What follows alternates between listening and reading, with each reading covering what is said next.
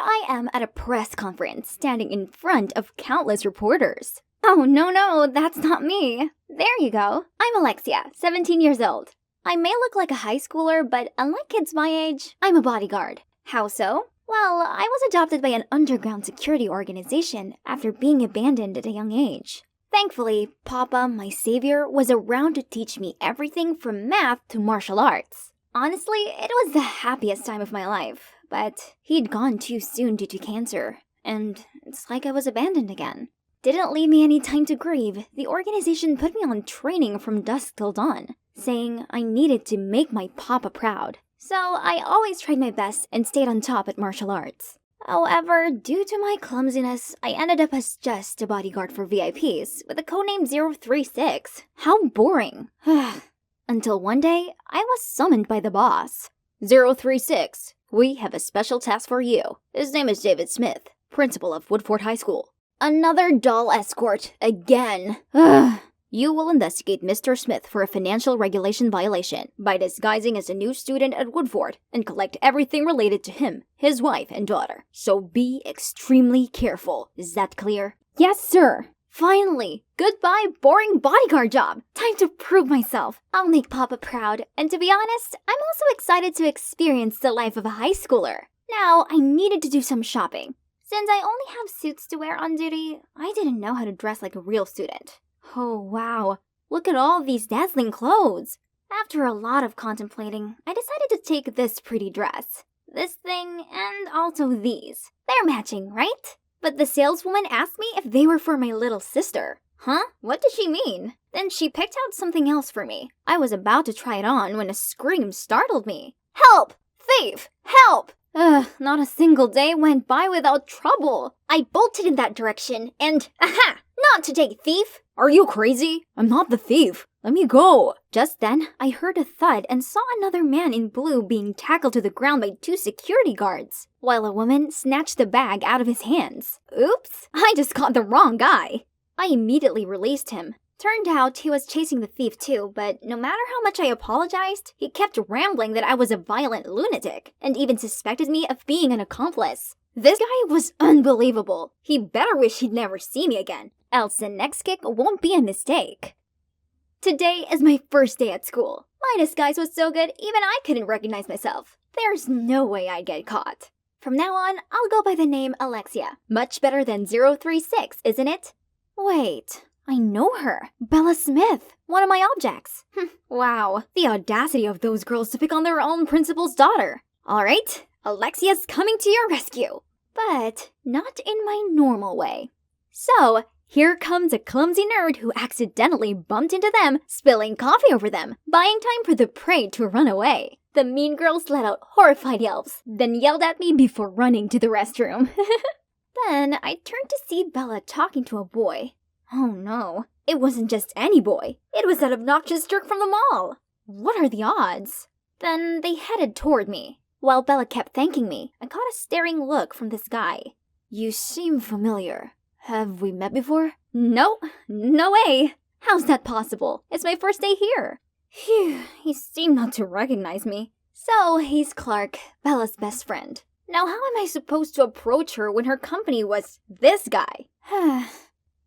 Anyways, my first class is about to start. Now excuse me, I have this perfect cover of a schoolgirl that I need to keep up. Newbie, tell me, where was the American Declaration of Independence signed?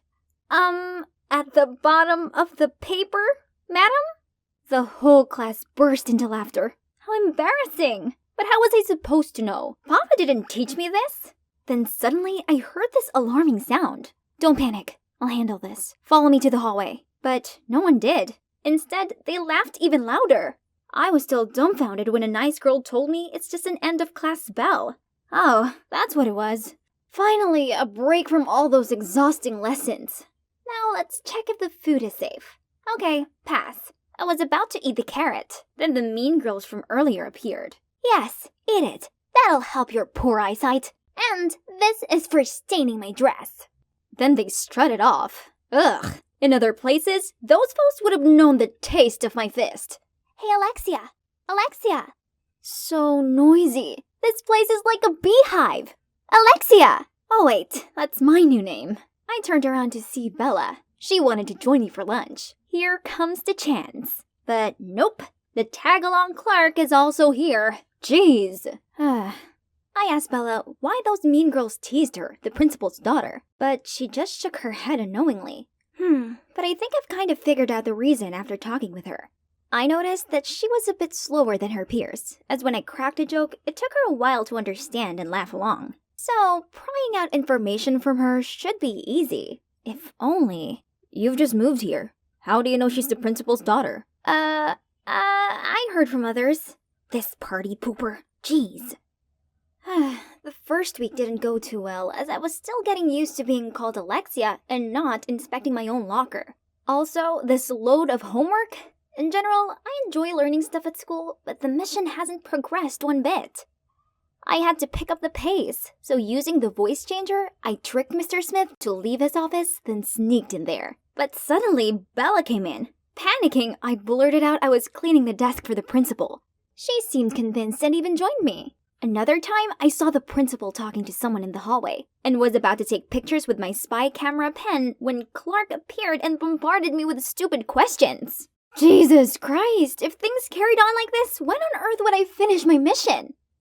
One day, I spotted Bella in trouble with the mean girls again. Ugh, do these brats ever learn? This is too much. I need to settle this once and for all. So I ran over and quickly pulled Bella away, telling her to run. Then, I threw my famous flying kicks, along with some front sweeps, and got all the meanies knocked on the ground in a blink. Justice served. I dusted my hands together in triumph, but has Clark just witnessed everything? This guy was way too suspicious. He probably would ruin my secret mission someday. I need to look into this guy. And it didn't take long for me to find out he wasn't from a wealthy family like most of the other students. He got into this prestigious school on a scholarship for being brainy. Now here I was in Clark's family's bakery. Oh, this girl has his eyes and hair color. We talked and immediately clicked. She was Enola, Clark's sister. She has Down syndrome, but she's a real talent. Look, aren't her designs stunning? I was flipping through Enola's sketchbook when Clark suddenly showed up and dragged me outside. Why did you follow me here? I know you're up to something. Who is the suspicious one here? It's you who always coincidentally appears wherever I am. I only followed you here because you've been stalking me and looking shady. That got Clark speechless. Then his sister came to us saying, Alexia, Enola really likes playing with you. Rather, let her come inside. His attitude completely changed hearing that. He gently told me that other people often tease Enola because of her condition. He also apologized for misunderstanding me and offered me a free cinnamon swirl. Wasn't this the first time I'd seen him smile? I'd never been so close to him like this. And suddenly, I felt something churning in my stomach. Perhaps I'd eaten too much. After that, our conflict was naturally settled. Me and Clark became closer, and I got to know other aspects of him. He was really gentle and helpful. The more we talked, the more flutters I felt. Oh no, what's wrong with me? Worse still, I even started to feel uncomfortable when Bella was close to Clark. He always helps her with the smallest things, like opening the door, holding an umbrella for her, and even opening water bottles. She always overacted as if she wanted Clark to protect her all the time. No, get yourself together, Alexia. No, 036, you have a mission to do. So, I faked having period cramps to get out of PE and sneak into Mr. Smith's office again. I rummaged through the trash can, but there's nothing useful. Then I noticed a locked drawer. And guess what? There was a notepad and an envelope full of money. Then by shading the paper with a pencil, the letters gradually appeared. It's an address and a time. So the principal's going to make a transaction there? Got it. Then on the way out, I clumsily knocked over a pile of documents on his desk. Wait, there was a picture of a woman holding 2 babies with scribbles. I'll love you 3 forever. But Bella told me she was an only child. Then who's this? And here's that place. The middle of nowhere. Exactly where something fishy would happen. 4:29. It's almost time. Someone's coming. Wait, it's the woman in that picture. She's older, but it's definitely her. And then Principal Smith appeared. They seemed really close. They'd been talking, and he handed her an envelope. That envelope. So she was his. What now? Haven't given up on stalking others? Okay, listen carefully. I think Principal Smith is involved in a financial violation case. But not just that. I just got him two-timing. See? No way. That's my... Okay, I will keep this secret for you on one condition. Let me join this investigation. The principal has been supportive of my scholarship. I don't think he's that type of person. What? He wanted to work with me? That sounded risky, but as long as I kept my mouth shut about the organization, I could spend some Bella-free time with him. Good, right? A few days later, Clark told me to meet him at a cafe to discuss the investigation. But it's been ages and he still hasn't shown up. Then out of nowhere, a beautiful cake was presented in front of my eyes. Oh my, it's Clark, singing happy birthday and even gave me a present. Birthday? I myself didn't know when my birthday was. Why, And the cake, did he make it himself for me? Aw, he's so sweet. I got so emotional that I almost blurted out my feelings to him. But right at that moment, Bella, out of the blue, jumped in between us. Typical Bella, never leave us alone. Turns out, she was actually the one to insist her dad let her see my student records and make my first birthday cake ever. Thank you guys. I've never had a birthday before, because I have because my parents are always away. Then we should celebrate properly, at your house. How about that? What? Why did he suggest that? But then Clark winked at me. Seems like we had a plan. Arriving at her home, we were warmly greeted by Bella's parents. It was such a delicious home-cooked meal. So this was what it was like to have a family. Bella had this all the time? But poor her, she didn't know about her father's a cheater. We were in the middle of dinner when Clark asked Mr. Smith about a science project he was doing. Then Clark winked at me again. That's my cue. So I excused myself to use the restroom, then sneaked into Mr. Smith's office. This pen was magical. Let's see what Bella's dear father was hiding. Oh, he withdrew the same amount of money each month. Yay! Today was a success! Thanks to Clark's clever plan, I finally got something useful. Suddenly, our eyes met and he looked at me gently while leaning closer. I was ready for a kiss when my boss called me. I did not assign this mission for you to play house with that criminal. You have 3 days, or else I'll have someone more capable taking care of this. Such a waste of your papa's expectation. Am I really that useless? Thinking I'd let Papa down, I couldn't help but burst into tears. What happened? Who's that? Tell me. I'll handle him. Clark, it may sound weird, but I'm actually a spy. What? Clark was shocked, obviously, so we sat down on a bench and I blurted out everything to him. Clark didn't say a word and just gently held me in his arms, which made me feel so relieved. You may wonder why Bella and I were in this deserted place. The thing is, a few days after that call, my boss ordered me to bring Bella here to kidnap her and use the documents I gathered to blackmail the principal into resigning. I guess that could help me get rid of the third wheel Bella and have Clark all to myself, right? Oh, isn't that our school's vice president? So he was behind everything after all. Then suddenly, freeze! Hands in the air! Oh my god, the police? Why were they here? Along with Mr. Smith and Clark? We're so doomed! Except, it was my master plan. After receiving the text from my boss, I almost followed his order. But then, I remembered Papa's words. He always told me to never lose my moral compass, and never harm others to achieve personal goals. Bella was a good person, and shouldn't be punished for whatever her father did. I couldn't betray my first friend like that. So I told Clark and we set up a plan to find out who was behind all this. And here we are. The vice principal was revealed to have hired my organization to spy on the principal to overthrow him. And when he couldn't find any dirt on Mr. Smith, he turned to use Bella as a leverage against her father. How despicable. Also, I can't believe that the new boss led our organization down an evil path like that. But it's not the only truth revealed. But Principal Smith, how do you explain your monthly money withdrawal? I had a close friend who unfortunately passed away at a young age. He asked me to send his money to his illegitimate son and daughter, whom he'd kept a secret due to family pressure. So there's nothing more going on between you and my mom, right? Huh? What did his mother have to do with this? Turns out the woman he met up with the other day was Clark's mom.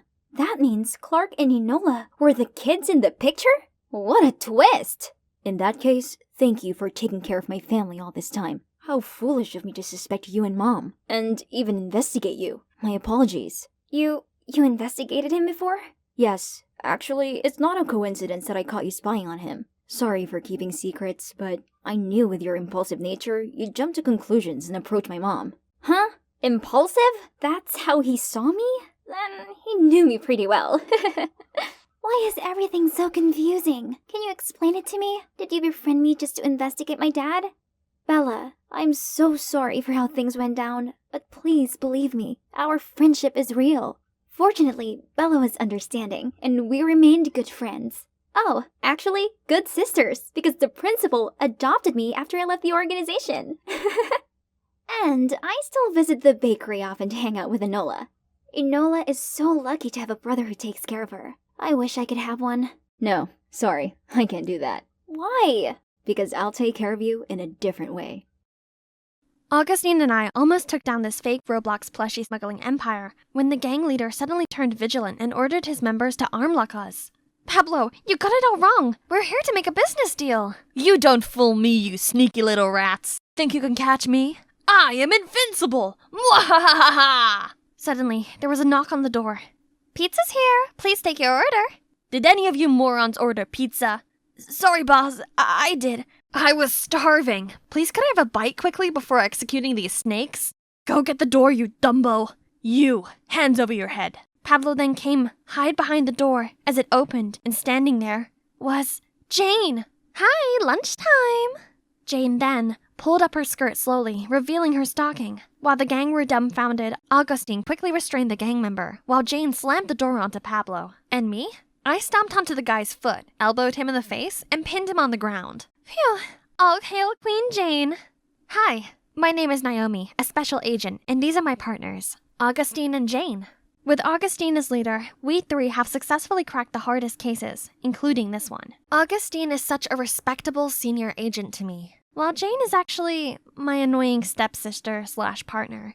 It's your turn to write Pablo's case report. Don't push it onto me. Why do you always try to get away with tasks? Just like how you made me do all the dishes at home all the time, too.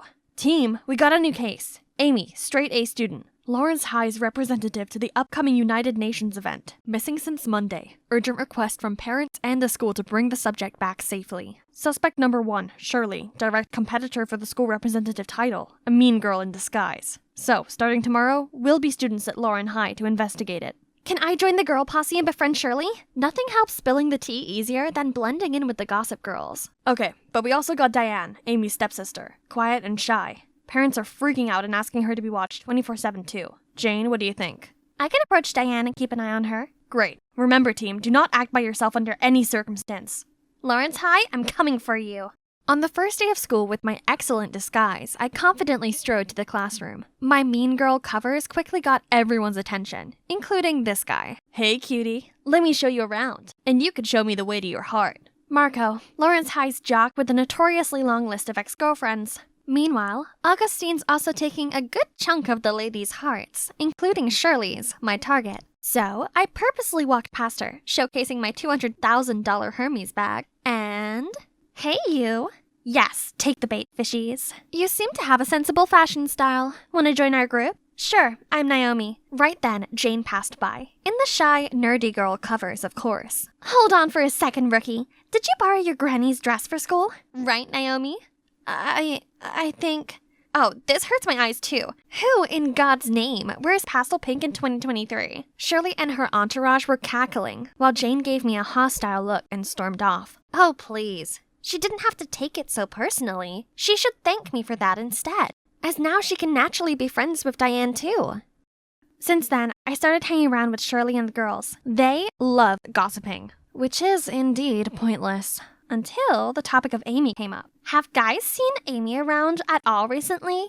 Amy? Who on earth? Amy Hayward, the one competing against you for the school's representative. Oh, that stupid contest. I couldn't care less about it, actually. Thank God it's over. I only joined it because my dad kept insisting. Shirley didn't even remember Amy, nor did she want to compete with her. And now that I've noticed, she's boisterous at times, but actually quite straightforward. My guts are telling me it's not her. So I brought up my concerns about the case at our next meeting. I'm pretty sure Shirley is clear. What? Do you even think before saying? She's our #1 suspect. Plus, from what Diane told me, she's always picking on other students. Yeah, but that doesn't mean she has ill intentions towards Amy. You need to stop judging people too quickly. Excuse me? How about you stop siding with the devils? Or you find it hard because you're one too? Enough. Let's just keep your assumptions on hold for now. We need more clues before acting on anything. Dang it. If only I got some solid evidence. Jane just always slowed down the investigation, so the next day I went to find Diane myself to ask some more questions about Amy, but Marco stopped me with, a bunch of roses? Roses are red, violets are blue, sugar is sweet, and so are you. Be my girl, will you? I was still processing this when Augustine came from afar and went straight into the roses. Oops, sorry, I had my sunglasses on. Marco looked like an erupting volcano while Shirley gave an earth-shaking squeal. Eee! Oh, that body and that grace. Oh, great Lord, please spare me.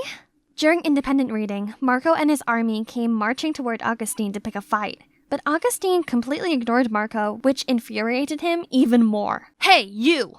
Turn your coconut head around and have some courage to face me. Augustine calmly stood up, returned his book as if Marco was invisible, and came to ask me to have lunch with him? He pulled me out of there, leaving Marco behind, grunting like a mad pig. It feels good living student life and having the boys chasing after you. Stay away from those teenage boys from me, will you? I don't see why. Don't get your identity revealed. Don't worry, and Marco's such a kid, not my type. By the way, you want to experience a heartfelt infatuation too? Think Shirley is laying an eye on you. The look on his face is priceless.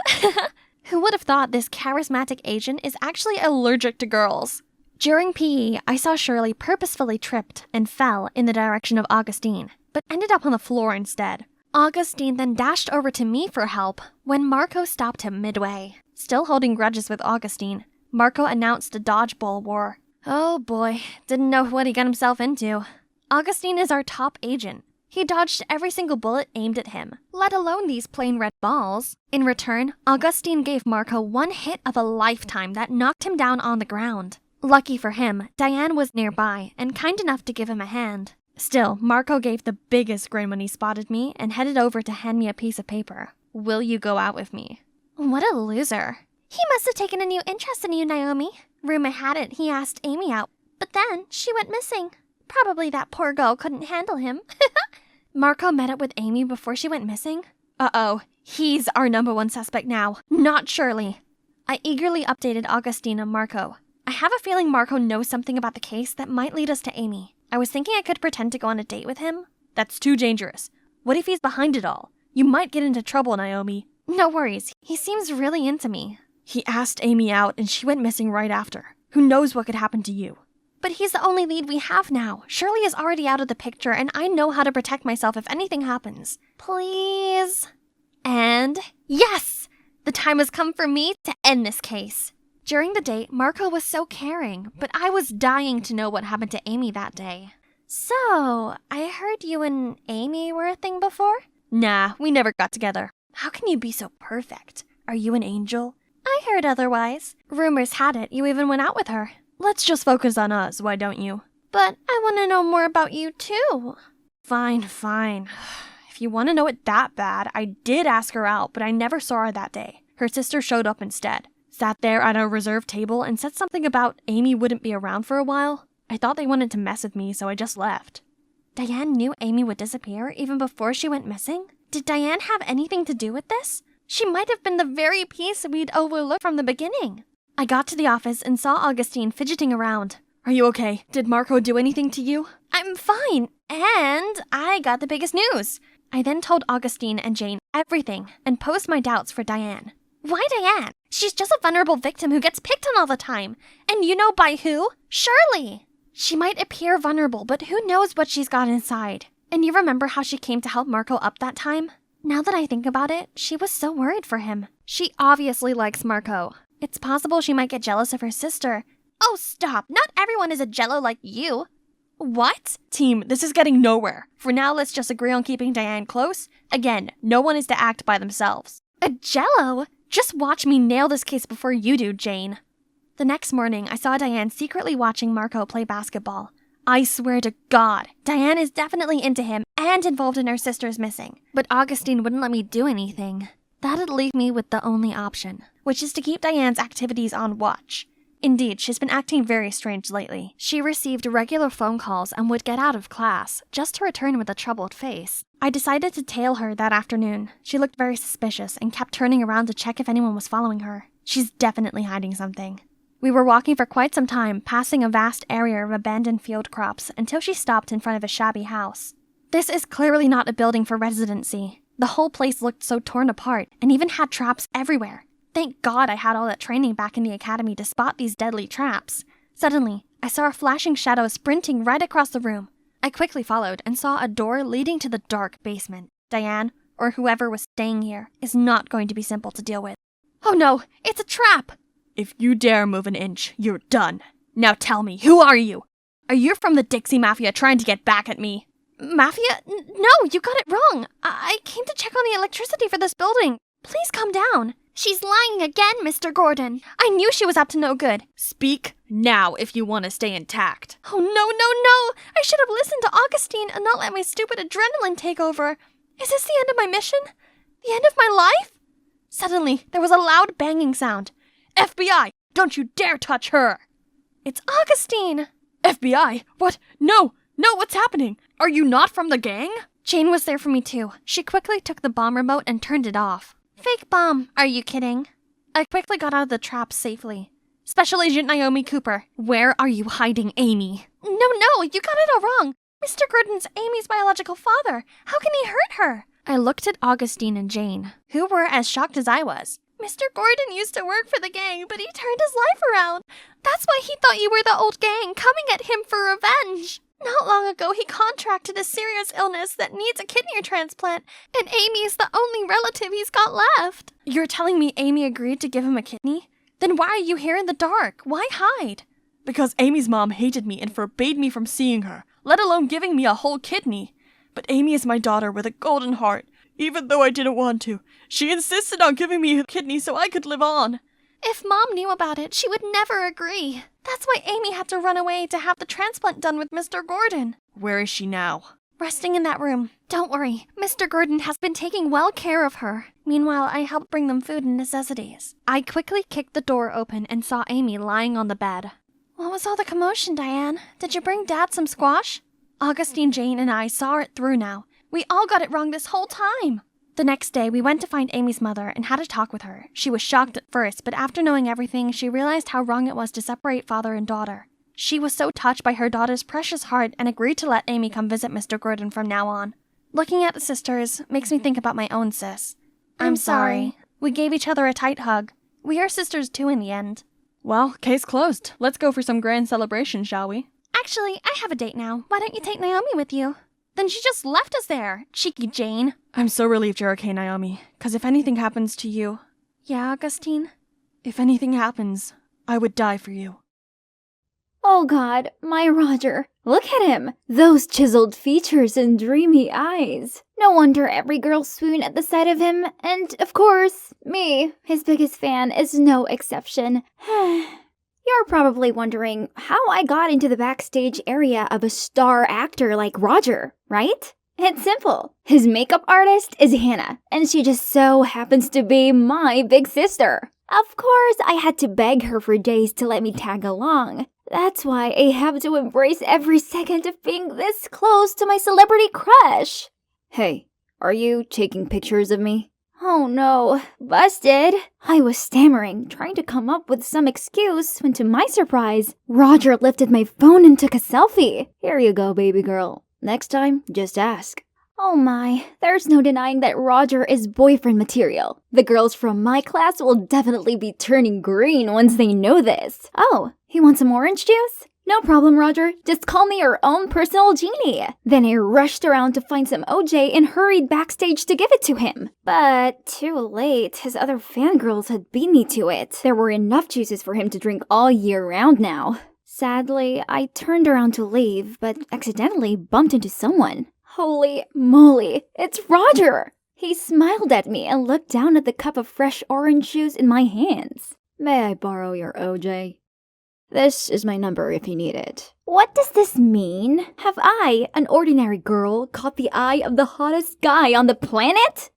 Ouch! This is clearly not a dream. For the rest of the evening, I tried composing the perfect message to him. Ugh, why was it so hard? I must have typed and deleted it at least 100 times. Oh no! I just pressed the send button by accident. Before I could remove that message, he already replied. That's it. There's no turning back now. I tried to calm myself down and went with the flow, which then led us to hours of long conversation. And soon, we were talking every day. One day, out of the blue, he said he wanted us to have a private date. Does that mean our relationship has moved on to the next level? Our first date was at this low-key diner with very few customers. I disguised myself just like what Roger told me to and waited for him. But it's been an hour in vain. Did he really stand me up? I glumly got up to leave when a sweaty, out-of-breath Roger appeared. Turns out he struggled to lose his security guards just to come and see me. Aw, it's so sweet that he went to all this effort for a normal girl like me. No need for a fancy restaurant nor extravagant gifts. This diner was already the most romantic, as I had a real gentleman right here. Don't wake me up from this dream ever. Then, before we parted, he gently put a daisy bracelet on my wrist. Dating in secret is pretty exciting, right, babe? Oh boy, this proved that I was no longer just a mere fangirl having a crush on her idol. Yep, we were officially dating in secret. The next day, I arrived at school in the best mood ever. I was singing on the way to class when my friend Alba startled me. Hey, have you watched the new trailer for Roger's upcoming film? It's dope. I booked the ticket for the sneak show already. Pfft, that's nothing. I already got a slot at the movie premiere. Jealous much? Huh, that's the power of a fan club's vice president. And for me, I just had the most romantic dinner date ever with Roger. Oh, of course, that's only what I wish I could say. In fact, I could just smile and then head on to my seat. Keeping this secret is driving me crazy. But I guess dating an idol comes with a price, and I don't mind paying for it my whole life. But okay, on top of all the secrecy, as y'all know, celebrities are always occupied, having no private time left. So we have to come up with inventive ways to get some alone time. Finally, Hannah had left. Let's see, hair, makeup, clothes, everything was perfect. No one seemed around. Now I needed to hurry to Roger's van. Hey Hannah, why are you still here? Wow, look at you, all dressed up, huh? What's the occasion? I just forgot my stuff. See ya. And then I rushed behind the vanity van. Phew, so close. It's a good thing I look a lot like my sister and have picked up some great makeup tips from her, so it's a piece of cake for me to pretend to be Hannah and sneak into the filming site. Let me see if you're my adorable Harper. While praising my excellent disguise, Roger suddenly went silent. Then he turned into a completely different person. His attitude changed. He pushed me away, poured his coffee onto his shoes, and started yelling at me. What on earth are you doing? Do you know how much these cost? Clean them! What just happened? I reached my arm out and asked if I'd upset him, but a woman swung my hand away. Take your filthy hand off my son! Oh, it's Roger's mom, Mrs. Walker, the chairwoman of the film production company, known by the entire industry for being a bossy lady who always caused others difficulties. Worse still, the buzzing sound outside also started growing louder. Oh no, I better not cause any trouble here. So I kept my gaze at the ground and frantically apologized. Suddenly, a hand grabbed my arm and pulled me away. It was Danielle, Roger's manager. Don't be bothered too much if he acted a little off. It was just too stressed from work. I'm Roger's older sister, by the way. We were super close, so I understand him better than anyone. OMG, I didn't know he had an older sister. But I know about you. Every time he sees you, his eyes fill with happiness. It's kinda obvious. You don't have to say anything. I'll keep your love story a secret. It turned out that Danielle knew everything and didn't say a word because she knew it would embarrass us. After that, she drove me home and we exchanged numbers. Roger wasn't being very responsive, so it was nice having Danielle to talk to, as she was very supportive of our relationship and kept me up to date with the schedule. A whole week has passed since that day with no reply from Roger. Nothing. Not a single phone call. I also texted his new phone number that Danielle gave me, but still zilch. Sometimes I don't know if I really have a boyfriend or not. I just want to experience what other couples have. Stop wasting your time fantasizing about a guy far out of your league. It's so tragic, especially now he has a girlfriend. He's totally betrayed us. What did she just say? Girlfriend? I hurriedly went online and saw a photo of Roger and Jessica, a hot singer, looking cozy backstage. So he was ghosting me to be with her? My heart felt like it was going to burst into flames. I immediately texted Danielle, and she replied straight back, complaining that she was also having a headache with Jess's dirty PR tricks to promote her new album. Oh, phew. So it's just a silly rumor. What a relief. Besides, for the past few days, Roger hadn't contacted me at all because he'd been busy filming a new movie in Paris. He would be back soon, and he was gonna hold a small meet and greet downtown. Danielle suggested I should show up and surprise him, and she even cleared up Roger's schedule that day so we could go on a date after the event. Wonderful, Danielle! That day, I went to the meet and greet and disguised myself so perfectly that Roger wouldn't recognize me. He would be so surprised to see me here. To be honest, I don't like my man doing all those kinds of air kisses or hugs with fans, but, well, that's his job, and I should be understanding. Besides, I used to fall for these sweet gestures as a fan too. Roger, are any of these dating rumors true? Well, I just thought, I'm better off focusing on my work and you guys. You're my true supporters. Unlike all the girls out there who only approach me for fame and money. What does he mean? So he just sees me as one of those cloud-chasing girls out there? I seemed to be out of breath among the excited howls of his fans, and I couldn't stay here much longer. I was sobbing as I ran outside, thinking about how Roger actually thought of me, of us, all this time. Suddenly, a car stopped in front of me. It was Danielle. I know it's hard being in love with a celebrity, but from a fan's perspective, that's something they want to hear from him. Of course, he can't speak up about his real relationship, but you can. You mean there's nothing wrong with your love, and we have plenty of other ways to express it discreetly, right? What Danielle said got me thinking. Sophie teases me every day for dreaming about dating my idol, but this relationship is real, and I have the right to show off my love, right? So I posted my favorite picture from one of our dates on Instagram as a way to pour my heart out. The next morning, I woke up to see an angry text from Roger. Harper, why did you break our promise? Why did you disclose our relationship? Things are a mess now. Underneath, it was the link to a tweet along with the title, "Young actor Roger is suspected of dating someone 10 years his senior." Oh, no. How did they find my photo that quickly? And worse, they must have mistaken the person in the picture to be my sister, Hannah. Well, at least my sister is on vacation, so she hasn't found out about this yet. I must fix this before she comes back, or else she's gonna kill me. I tried to contact both Roger and Danielle, but got no response. What to do? Roger is having a press conference for his new movie. I'll go there and talk to him directly. I used Hannah's pass card to rush backstage in the hope Roger would be there, but wait, there's only Mrs. Walker and her staff. You better clean up this scandal immediately. Don't let it affect the conference. So annoying. That makeup artist must be using some tricks to take advantage of Roger. Now she will know what it's like to have her career ruined. Oh no, I can't let that happen. Please don't do this. It's not Hannah in the picture. It was me, her sister. Roger and I are in love.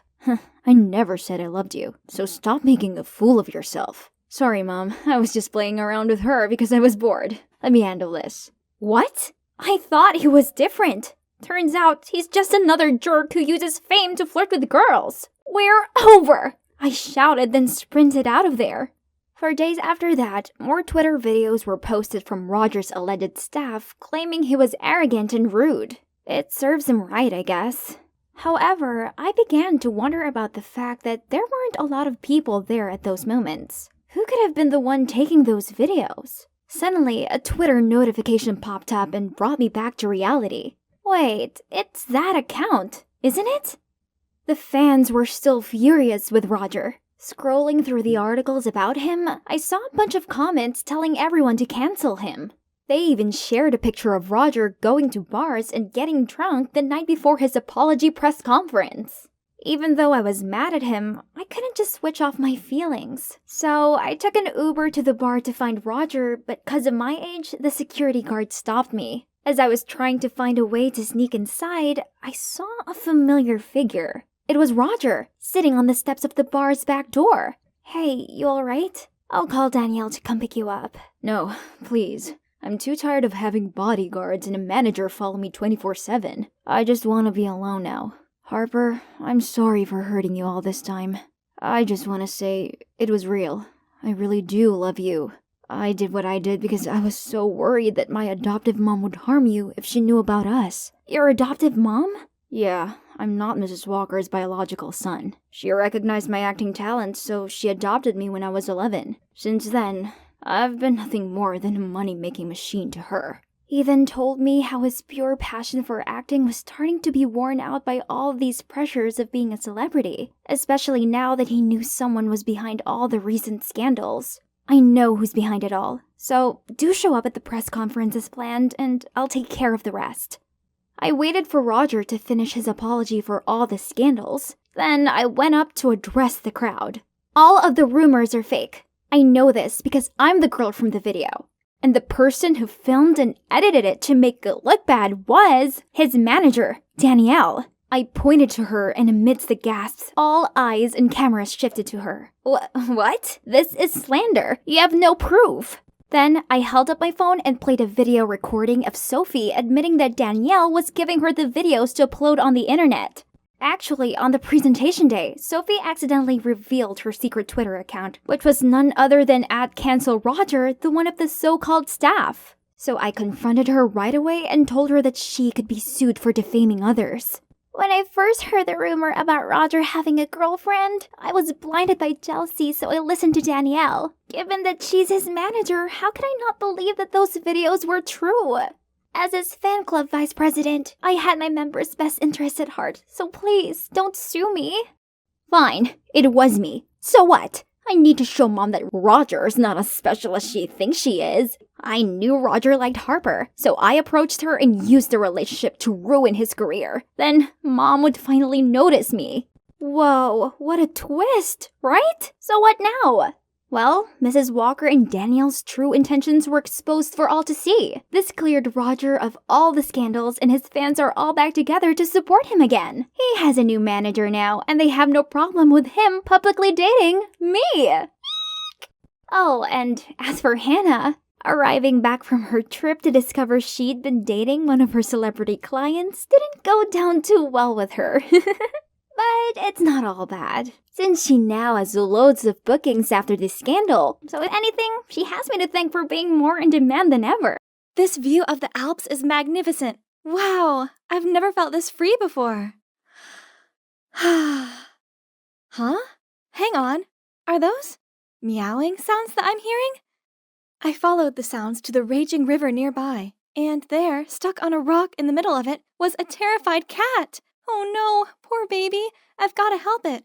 I quickly grabbed onto the nearby tree, then leaned out towards the rock with an opened umbrella on the other hand for the cat to jump onto. The cat hesitated for a bit before making the leap, but it's heavier than I expected. I lost my balance and tumbled into the river. I grabbed the cat just in time, but the strong current made it impossible to float. In a panic, I screamed for help, but the waves lapped over me and gulps of water filled my mouth, and just like that, I felt my surroundings darken. Ugh, what was this wet, scratchy thing rubbing on my face? I opened my eyes to see that cat sitting on me. Thank goodness it was okay, but where am I? This seemed like some kind of rustic cottage house. Suddenly, a man walked into the room with a food tray. Who are you? Relax, I'm the one who jumped into the river to rescue you both. Turns out he happened to pass by the river while we were swallowed by the current, and he didn't hesitate to jump in to save us, then brought us back to his home. Oh, thank you for everything. Sure, here, eat up. So, how come you and Topaz fell into the waterway? Who? Oh, you mean the cat? How come you know his name? It says it right here, see? I'm guessing this is not your cat then? I told him how I accidentally found Topaz, so its family must live around here somewhere. Hearing this, he agreed to help me find Topaz's owner the next day. He even gave me his bed for the night, then walked out saying he'd sleep on the couch. But as a guest, I couldn't let him do that, so I just grabbed the blanket and went to sit next to him. You have a cool tattoo there. Kinda looks like a mini Mars, right? Nah, it's my birthmark. The only thing my parents left me. Hans then told me that he grew up not having a clue who his parents were or why they abandoned him. At 18, he moved out of his foster home and came here to become an herbalist. I felt so bad for him, and in a way, I could relate. Being alone is difficult, but having both mom and dad won't guarantee your happiness. I was born into a well-off family with both of my parents, but the thing was, they only got together due to an arranged marriage, and they have resented each other ever since. My house always felt so cold and empty, and I hated staying there. So, as soon as I graduated high school, I took a gap year to travel the world. Actually, Switzerland is my first stop. Gotta say, it's nice to have someone to talk to like this. I guess Hans felt the same way by this look he gave me. He seemed very touched. The next morning, we took Topaz to the town to ask around. Turned out, today was their annual festival, so a horde of people crammed along the street to celebrate and watch the parade. Hans held my hand so I didn't get lost, but somehow the crowd still pulled me away and I ended up stuck among these sweaty people. Suddenly, a hand grabbed mine and led me out of there. Phew, thank God, I couldn't breathe in there. And you know what? A super handsome, stylish guy was standing in front of me. Are you okay? That's when I noticed the tail of my shirt was ripped. Freaked out, I tried to cover it up, so he took out a silk scarf and tied it around my waist. For a second there, I froze to the spot, so amazed by his thoughtfulness. Just at that moment, my phone buzzed with a call from Hans. He told me to meet him at the fountain. Slight problem? I had no idea where that was. Well, lucky me, this gallant guy offered to take me there. We talked along the way, and I found out his name's Willard. He lives in a nearby town and was here for the festival. I told him I came to find the owner of the lost cat I'd found. Then, when I showed him the picture of Topaz, he couldn't hide his shock. Are you sure this is the cat you found? I nodded. He stayed silent for a while, then said, I might know its owner, but I gotta go now.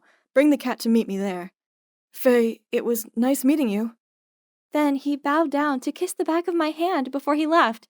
How sweet! I watched as he disappeared into the crowd. Thanks to Topaz, I got the chance to meet him again. Why are you making that funny face? I told him about my encounter with Willard and convinced him to come with me to the address on the handkerchief. He seemed skeptical at first, but then gave in. I mean, other than this, we had no clue. It was worth a shot, right? The next day, we went to the place Willard told us. But, seriously? Is this right?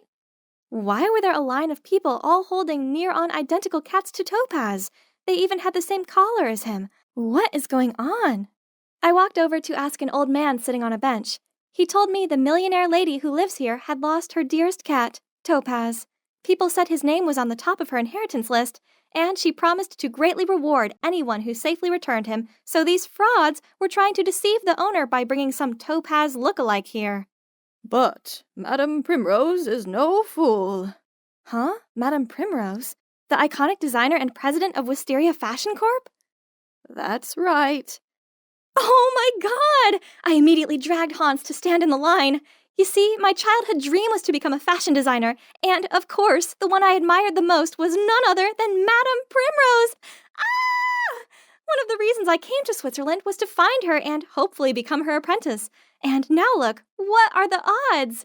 Finally, it was our turn, but... I'm gonna have to stop you right there. All right, everyone, listen up. Madame Primrose won't accept any topazes from now on, as she's tired of your deceit. So, disperse. What? We didn't just wait half a day here for nothing. Fine, I'll find another way to get in.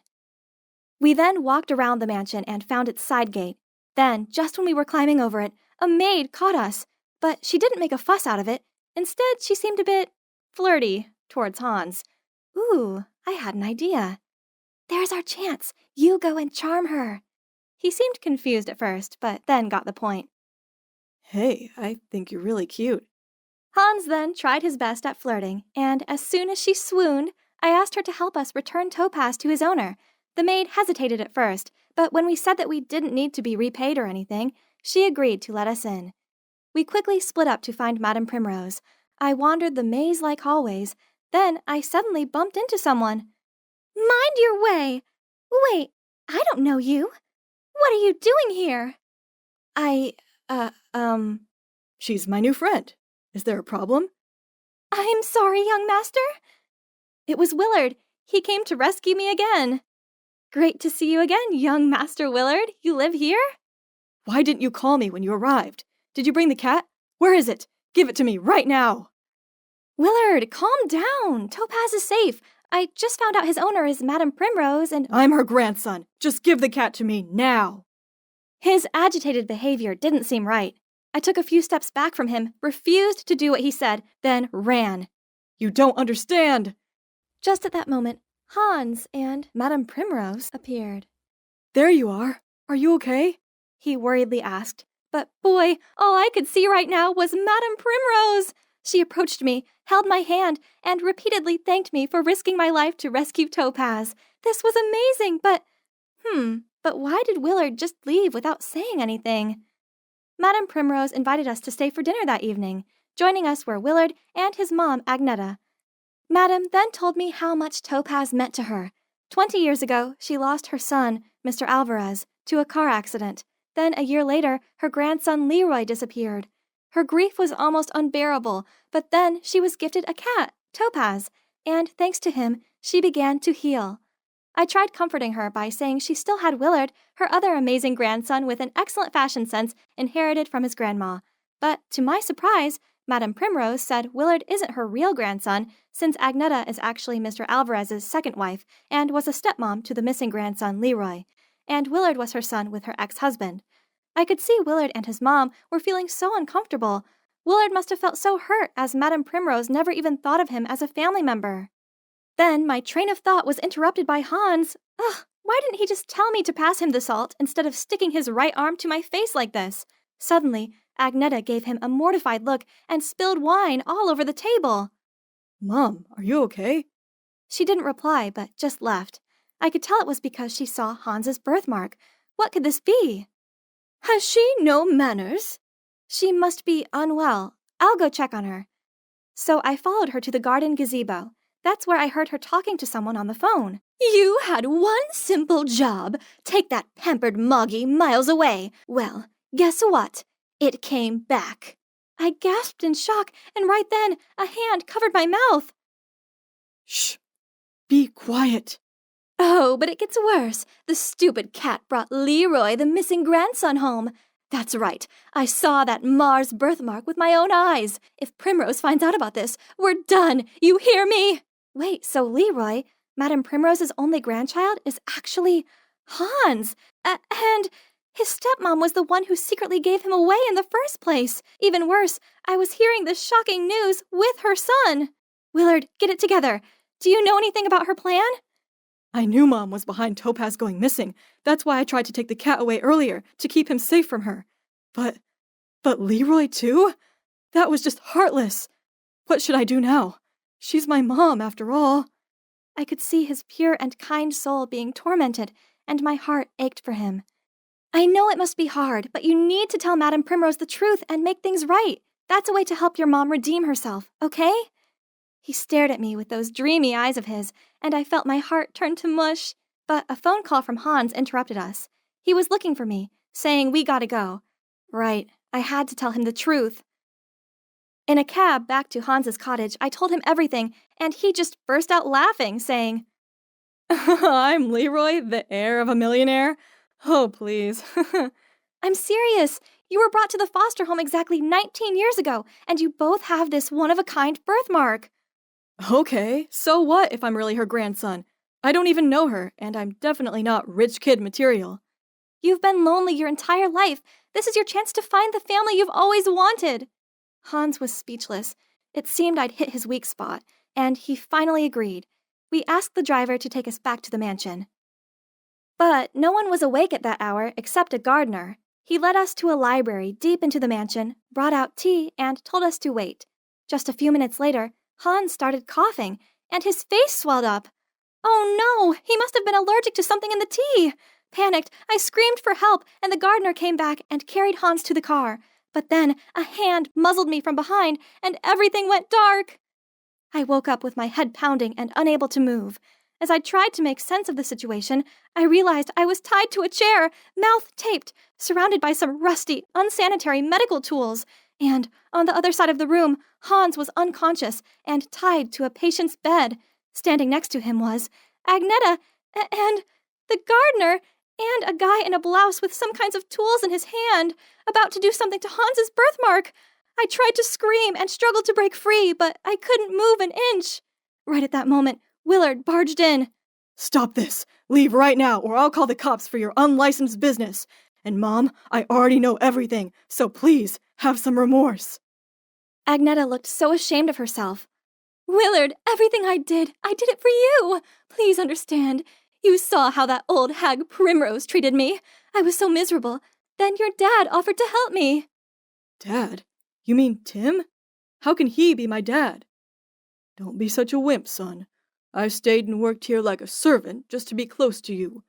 We did all this so you can be the only heir. You deserve that. Now, finish it. I can't, Tim. Get away from my mom, you dirtbag. You never cared about me. You only moved here to manipulate her to do your dirty work. A terrible person like you will never be my dad. Then I'll do it. As he was about to lay hands on Hans, suddenly there was a meowing sound and Topaz appeared, followed by Madame Primrose. Step away from my grandson. You dared to live under my roof all this time and play foul tricks on my family? Take him away. Luckily, Hans came round, and he had a tearful reunion with his grandma. They finally had the closure they deserved. Hans decided to stay in the mansion with his long-lost family. He's even planted an herbal garden there for treating and healing people, as he always wished. Madame Primrose had finally found peace, as now she had both her beloved grandson and precious cat back. She also thought that maybe she'd been too strict on Agneta, so she decided not to press any charges against her. Agneta had also apologized, but she felt too full of shame to stay and decided to move out of the mansion. Willard followed his mom and helped her start a new life. What about me? Well, I got the thing I've always dreamt of, to be Madame Primrose's apprentice. That's her gift to me for bringing both her cat and her grandson back. And, right now, I'm late for a date with a very special guy. Can you guess who it is? I was grabbing a book out of my locker when some guy's shout startled me. Hey everyone, the results are over here! Oh, it's just the results of the Mind Buzz, our annual high school general knowledge competition. People, what's the rush? Don't we all know what it'll be like already? See, nothing's changed. That's my name, there, the first place of Willowmere High, as always. And of course, what came along with it were endless praises from everyone. Way to go, Millie, you're our school superhero! Oh my gosh, you're amazing, I'm so jealous of you! Yep. Hi, I'm Millie, the girl who always aces every school contest and is therefore adored by the other students, all the teachers, and the principal. Later that day, as soon as I stepped out of art class, Alice, my excitable best friend, jumped out of nowhere and squealed out, I just found this really cool place. We have to go there right now. No chance. I have the final round of the blast from the past contest tomorrow. I mean, history is my forte, so I'm sure to win, but I still want to cram in some last-minute studying. Come on. We all know you'll win anyway. You even said that yourself. So let's just hang out for a little, please. Fine, but only 'cause I'm an amazing friend. Okay. I have to admit, this place was actually kind of cool. It's an adorable cafe hidden at the end of a street corner. But wait a minute. What's up with that sticker on the window? Isn't that the Leafmore High School symbol? No way we're setting foot in that taboo place. I tried tugging on Alice's arm and gesturing for us to leave, but she stood her ground and replied, Come on, Millie. We have to try their croissants. All the food bloggers are talking about it. But this is Leafmore's territory. Look. So? It's not like anyone will recognize us. Before I could comprehend what was happening, she dragged me inside. Oh well, it seems like we've gone too far to draw back, so I may as well sample what this place has to offer. Why was our order taking so long? And what was with Alice? Ugh, how many selfies did one girl need to take? I was clenching my fists to stop myself from anxiously fidgeting when two boys walked towards our table. Hey, cutie. I've not seen you in here before. What grade are you in? Oh no. How should I answer this question? I quickly turned away, pretending to rummage through my bag to avoid his gaze. But they still didn't leave me alone, as the other guy said, "Wait, this girl doesn't seem to be from our school. Are you?" Oh snap! Did he recognize me? My skin turned clammy with nerves and I thought I was going to throw up. Then suddenly a voice rang out. Sorry I'm late. Have you been waiting long? Then he plonked himself down next to us. Seeing that, the two guys left. Phew! But who is this guy? Do we know him? Oh my god, Evan, it's you! Is that the new Calvin Klein cologne? It smells amazing on you. Huh? Evan? As in, Evan Summers? The top student in Leafmore, aka my biggest competition in tomorrow's contest? To Alice's excitement and my puzzled look, Evan just lightly smiled, then got up to leave. He's indeed a cold angel. What? All he was to me was arrogant. You're probably wondering what the deal between Willowmere and Leafmore is, right? They're the two biggest high schools in this town, but like the same poles of magnets, they repel each other. The two schools have been rivals since forever, competing with each other from academic achievements to collective activities. In competitions organized by the town, such as marathons, Halloween decorations, or even cooking contests. And of course, the students from both schools despise each other so much that we have boundaries in town. For example, this cafe is only for Leafmore students, while only Willowmere students are allowed in that bookstore. Breaking these rules could lead to outright carnage. The schools take this super seriously. Hence, there's even a rule saying we can't interact with each other. And dating is a real no-no. You see, as the top student in Willowmere, I can't let anyone find out I've stepped foot in Leafmore territory, as if they do, my life won't be worth living. And also, because of my #1 position, I have a responsibility to help my school win as many prizes as possible. And this history contest is no exception. I anxiously waited for the host to announce the results. And the last 20 points go to Leafmore High School, which makes them the winners of today's contest. From the other side of the hall, the Leafmore students erupted into applause, and they all charged at Evan and hugged him. Seeing the arrogant Evan with a triumphant face made me even more upset. Congratulations, you were amazing! Alice, we lost. Only by 5 points.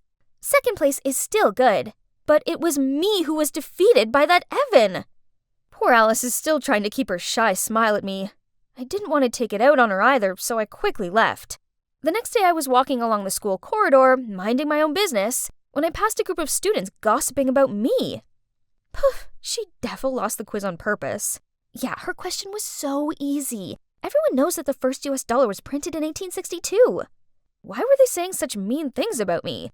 I tried my best to ignore their jibes and distract myself with my phone. But what is this? Someone had uploaded a picture of me, Alice, and Evan all sitting together in that cafe the other day. Oh no. And worse still, from this angle, we all looked kind of close. Furious, I went to leave, but Polly, this annoying girl, blocked my way and mocked me. Millie, if you don't like this place, you could have transferred schools. Losing to Leafmore on purpose is just embarrassing. I did no such thing. Not that it's any of your business. I hurried away from her and her smirking friends. The problem is, it seemed like the entire school had seen that picture and concluded that I'm a traitor. At least things couldn't get any worse, right? Wrong. My bad luck continued when I got my English Lit essay back. A B-. This can't be right. I never get anything lower than an A. Ever! I was checking through my test when suddenly there was an announcement on the speaker, asking me to come to the principal's office. Millie, you're usually such an excellent student, but I've received some unpleasant news about you recently, and your grades are slipping significantly. I could only stare down at the floor and mumbled, I'm really sorry. I'd never been scolded by the principal before. This was the worst day of my life. Miss Garcia was silent for a moment before she continued. However, I still have faith in you, so I'm giving you one last chance to prove yourself. The town's hosting a Rube Goldberg machine camp and our school must win. Can you make that happen, Millie? I forced a smile and nodded. No problem, ma'am. The first prize will be ours. Trust me. This is my chance to show everyone that I'm devoted to this school. However, there's one teensy tiny problem. Physics is not my forte. It's all right. I just gotta do my best, right? I spent the next 2 weeks planning, researching, and testing out ideas with my group. We finally managed to create the perfect Rube Goldberg machine. It includes 15 genius steps to complete the final task. We're surely gonna secure all these bonus points. Finally, the camp weekend arrived, and I was super stoked to show off my team's entry. Tomorrow will be it. I'll get Willomir's name back on top again. Then suddenly, Miss Garcia tapped my shoulder and gestured me over to an empty corner and worriedly said, "Leafmore's machine is highly praised by the judges. At this rate, they're most likely to win, and that'll mean humiliation for us." "Don't worry, I'm trying my best. We'll add some extra magnets and springs." "It's no use. The only way we'll win over Leafmore is if their entry encounters problems." She sighed, then turned to leave. Feeling deflated, I stared down at my feet. That's when I saw a pocket knife, with Miss Garcia's name printed on it, lying on the ground. I picked it up and called out, "Miss, you dropped your knife!" But Miss Garcia didn't stop walking or turn back, and just did a snipping gesture with her fingers. Could it be that Miss Garcia meant... Yep, definitely. That's the only way. So that night, I waited until everyone else was asleep, then I snuck into the gallery and cut a piece of wire holding the light bulb of Leafmore's model. That should be enough. I was about to leave the room when suddenly the lights came on. "What are you doing here?" You just did this, didn't you? Yeah? So what? Go ahead, tell on me if you want. This is all so meaningless. Then he sat down and started fixing his model. Huh? What's meaningless? Good God, he's so full of himself. Fine then. Just you wait, Evan. I'll beat you with my own talent. Let's see if you'll still be Mr. Arrogant then. It was my team's turn, and for the first 3 steps, the Rube Goldberg machine worked quite smoothly. But when it came to the 4th step, suddenly the wooden slide collapsed, causing the marble to fall to the ground and the machine to stop working. We all stared at each other in panic. No, this couldn't be happening. We tested it many times this morning and it had worked perfectly fine. I rushed over to check what was wrong with the machine, but I struggled and couldn't find a way to fix it, when suddenly a voice said, "Let me see." I looked up. It was Evan. I stepped aside to make room for him, when suddenly Ms. Garcia appeared. "I see what's happened here. Clearly Leafmore High knew the only way they'd win was by sabotaging the best entry." The whole hall started to stir, but I felt my skin prickle with unease. I didn't think this was Leafmore's doing. Look at Evan. He didn't even bother telling the judges about last night's incident. Immediately after that, Leafmore's principal, Miss Harris, said, "Ms. Garcia, you can't go around accusing us without proof. Clearly you're the one who feels the need for underhand tactics to win, not us." Then she held out her phone and circled the crowd so everyone could see. I gasped in shock. There on the screen was a picture of me standing next to Leafmore's model with a knife. Miss Harris continued, "Seeing as we managed to fix it in time, we decided not to mention anything else about it. But then you dared to accuse us." The crowd glared and tutted at me, and I longed for the floor to swallow me whole. I'd put blood, sweat, and tears into creating our model, and now people just thought I was a cheat. The worst part was they were right. I was one. The jury went off to discuss this. Then they announced their conclusion. Willowmere had been disqualified. Immediately, Mrs. Garcia piped in. "This is hardly fair. That was the action of one individual, not the whole group. I assure you that Millie is no longer on the team, so let my school continue to compete without her." I froze in shock. How could Miss Garcia do this to me? It had been all her idea, hadn't it? She'd given me the knife. The realization of what just happened hit me, and I fell to my knees and burst into tears. All that hard work, and for nothing. Even Alice hugging me in comfort didn't release me from my gut-wrenching, sinking feeling. Then to my surprise, Evan said, "Mrs. Garcia, can you explain why I found this knife with your name engraved on it next to our model?" He raised the knife up for everyone to see. Oops. In all the stress of last night, I must have dropped it. Miss Garcia turned ghostly pale and everyone started to buzz about it. I can't believe you colluded with your students to do this. You're no different from her. Last night Miss Harris instructed me to tamper with Willamere's model, but I refused. As if we win, I wanted it to be fairly. The whole hall once again began to stir and gawped on amazed as Evan continued. I'm so tired of the petty feud between our schools. It's so dumb and meaningless. The jury went off to discuss this further and came back with a new announcement. Both schools were disqualified. It's shameful. But, well, it's for the best. We really don't deserve to be here. Oh boy, that sure was eventful. The scandal between the two schools was hot gossip in the town for days. They even brought it up at the monthly town meeting. That's when the truth came out that Ms. Garcia and Miss Harris had history. They were in the same year at school and were fiercely competitive against each other. So, years later, when both of them became principals of the two schools, they began this whole feud war. In the end, both principals were forced to leave their positions. So, now what? Well, there aren't any dumb rules about where I can go anymore, which is good, because I actually really like it here. I've learned my lesson, and I'm never going to let anyone pressure me into cheating ever again. Peace has returned to school life, and it feels good. Oh, and as for Evan, I'm actually studying with him right now for our next Blast from the Past quiz. Only this time, I'm definitely going to beat him. Hi there, I'm Flora, Portside High School cheerleading captain and beauty pageant queen. My natural beauty and charisma mean that everyone's drawn to me, but hey, I don't make it easy for them. I only allow a select few to get close to me, as I can't be seen associating with just anyone. Only my classmate Nina is pretty enough to have the coveted position of my BFF. Birds of a feather flock together, right? My high school life was perfect.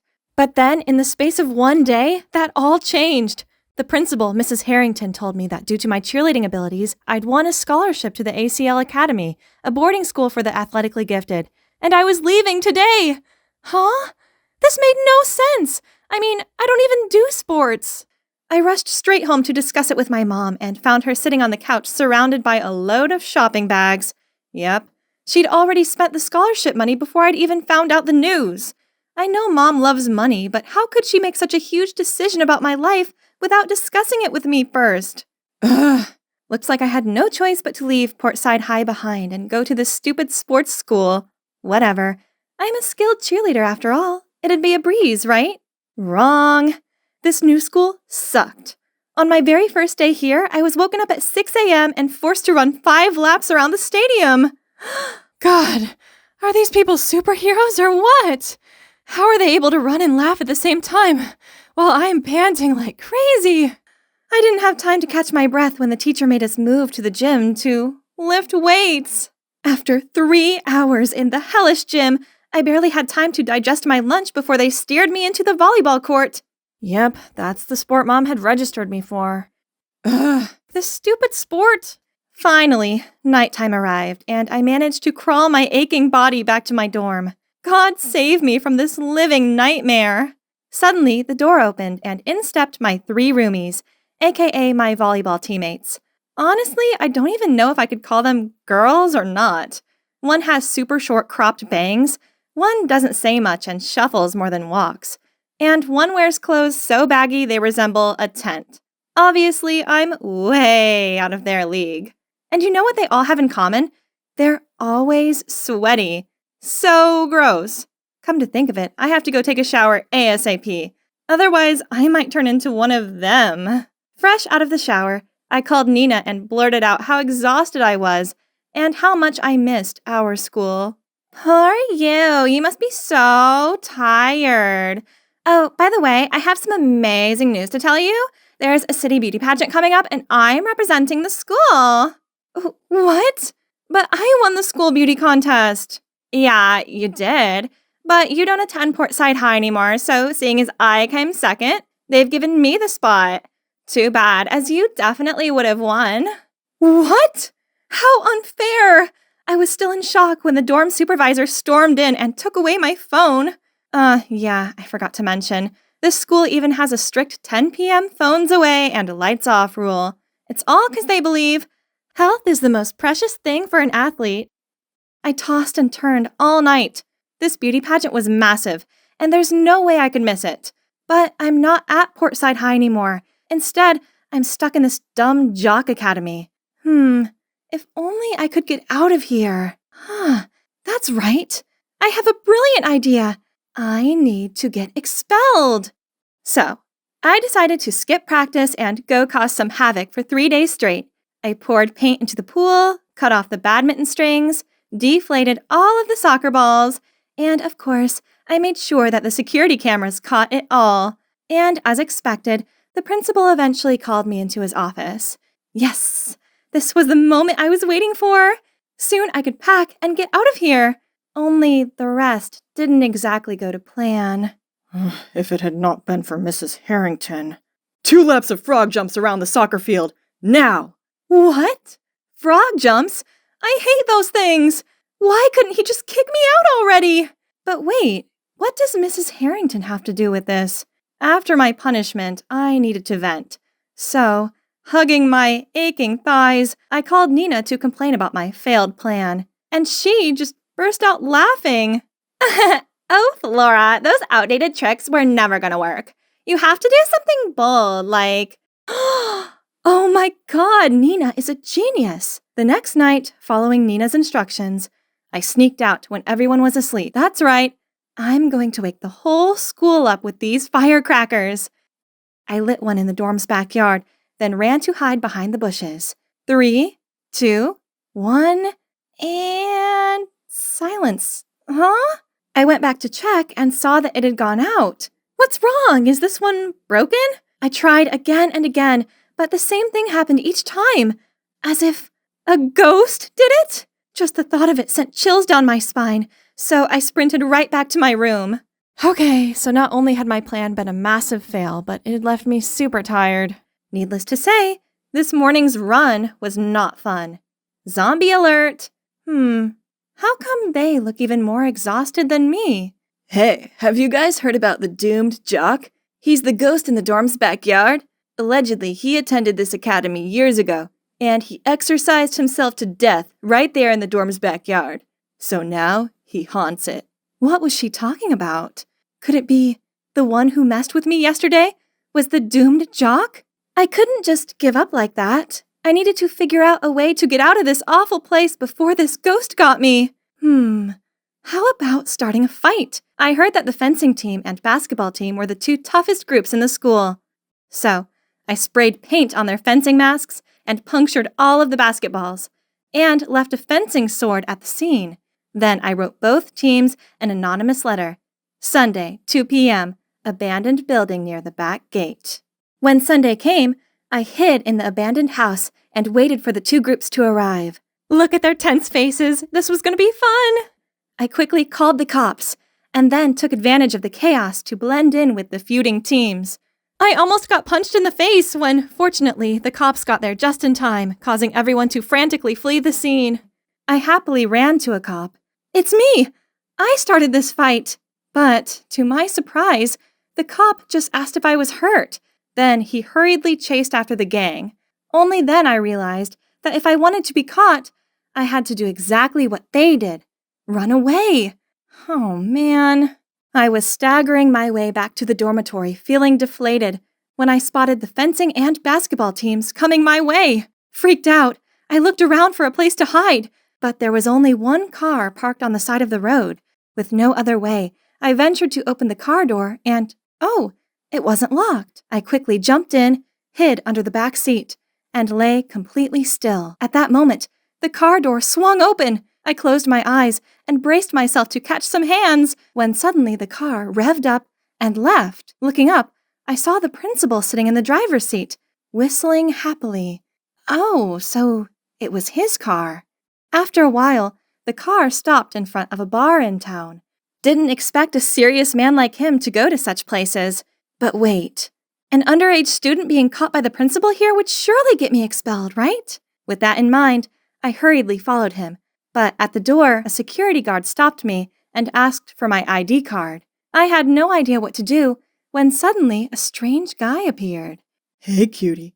Need an ID card? How about this? I'll lend you a fake ID to get in. In exchange, you must go out with me tonight. Sounds good, huh? Wow, I didn't plan on sticking around for long, as I would just get in, find the principal, and get caught right away anyway, so I nodded in agreement. I was about to take the ID card from him when someone yanked me back and pushed me into a cab. My roommates! What are you doing here? Do you know you've just ruined my plan and— Ruined? Who's the one causing trouble here? Do you honestly believe that if you get expelled like that, your old school will take you back? Fat chance. Huh? How'd you know that I'm trying to get expelled? Turns out my roommates overheard the conversation between me and Nina. It was them who extinguished my firecrackers in the campus backyard, then made up the doomed jock ghost story to make me stay away from there. Then, when the basketball and fencing teams searched for me, it was them who lied that I was with them all day so I could get away with it. But what did you do that for? Don't get us wrong, we didn't do it for you. We did it to protect the school's reputation. Then they started telling me that, for the last few years, due to bad achievements, our school was on the chopping block to make space for industrial areas. The only way to convince the city council to keep our school was by winning the state's upcoming sports competition. We've all played sports for all of our lives. Sport is everything to us. If our school closes, we don't know where we'd go. That's why when we saw you being lazy and messing about, we couldn't just sit back and watch. Oh, I had no idea about this. Suddenly, I felt so guilty. I mean, of course I don't want to ruin their futures. I then also opened up to them and told them all about the beauty pageant. They insisted there must be a way to join the pageant without returning to my old school. So they searched around on Google, and guess what? Turns out the pageant accepts free candidates too, which means no school registration needed. What else could I wish for? I immediately signed up for it, and as a thank you to my new friends, I started making an effort at playing volleyball. I'm a tall girl, so my training position is a right side hitter. And you know what? There is this satisfaction whenever I was able to block a ball. Not gonna lie, this is much more interesting than I thought. That weekend, I went to the city to pick out some dresses for the beauty contest. I found myself immersed in racks of gorgeous gowns when a familiar voice startled me. How about this one, Mom? Stunning, sweetie. You're the most beautiful girl in this world. I don't know what possessed them to pick Flora over you. But no need to worry this time, as I have sent her far away. Yeah, that's where she belongs. I'll show them who's the true beauty queen now. What? No way! My old school principal is Nina's mom? And transferring me to the sports academy was part of her plan, just so her daughter could go to the pageant? I was fuming, so as soon as Mrs. Harrington went outside to take a call, I walked straight over to confront Nina. I can't believe you're like that! Nina looked shocked at first, but then smirked as she said, Like what? Like someone who's far prettier, more talented, and crown-worthy than you? Thanks, sporty girl. I shoved past her and stormed out of there. Wait for it, Nina.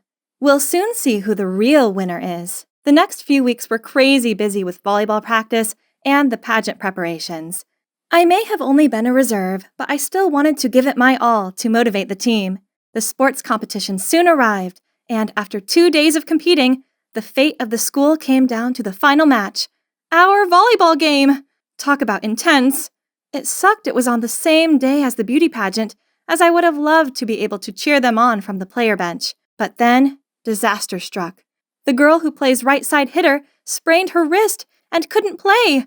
The whole team looked so worried, and that made my heart ache. There was only one thing for it. I'd replace her. If I was quick, I could still make it to the beauty pageant afterward. Come on, Flora. Stay focused. Just 1 point left, and we'd win. Suddenly, the ball came flying at me. This was it. I hit it with all my might and— Score! We won! I was busy celebrating our victory when everyone suddenly asked me about the beauty pageant. Oh my God! I almost forgot! The match went on longer than I thought it would. My friends dragged me into the taxi, but when we got there, the show was already coming to an end. And worst of all, guess who was standing there wearing the winner's crown and looking all smug? Yep, Nina. Did you come to congratulate me? Thanks, bestie. Oh, you guys must be Flora's new friends. That figures. How cute. Stop the act, Nina. Yes, they are my friends. They're not fake, and they're 1,000 times more interesting than you. Say whatever you want, but I'm a beauty queen now, and you're no longer at the same level as me. My friends started clenching their fists, so I quickly pulled them away before anything happened. Right at that time, an announcement came across the speaker. Attention, pageants. We've just discovered signs of voter fraud. Please stay inside the hall and await further confirmation. About 30 minutes later, the truth finally came out. Turns out, Nina's mom had paid for the voting texts. Needless to say, Nina had her crown taken off her immediately, and Mrs. Harrington also lost her principal job. What goes around comes around, right? As for me, I'm not bothered about beauty pageants anymore. Instead, I have a new hobby, volleyball. Turns out I'm pretty good at it, and who knows, I might even become a professional player? And you know what the best part of all this is? I now have true friends by my side who I know will be willing to help me anytime and anywhere.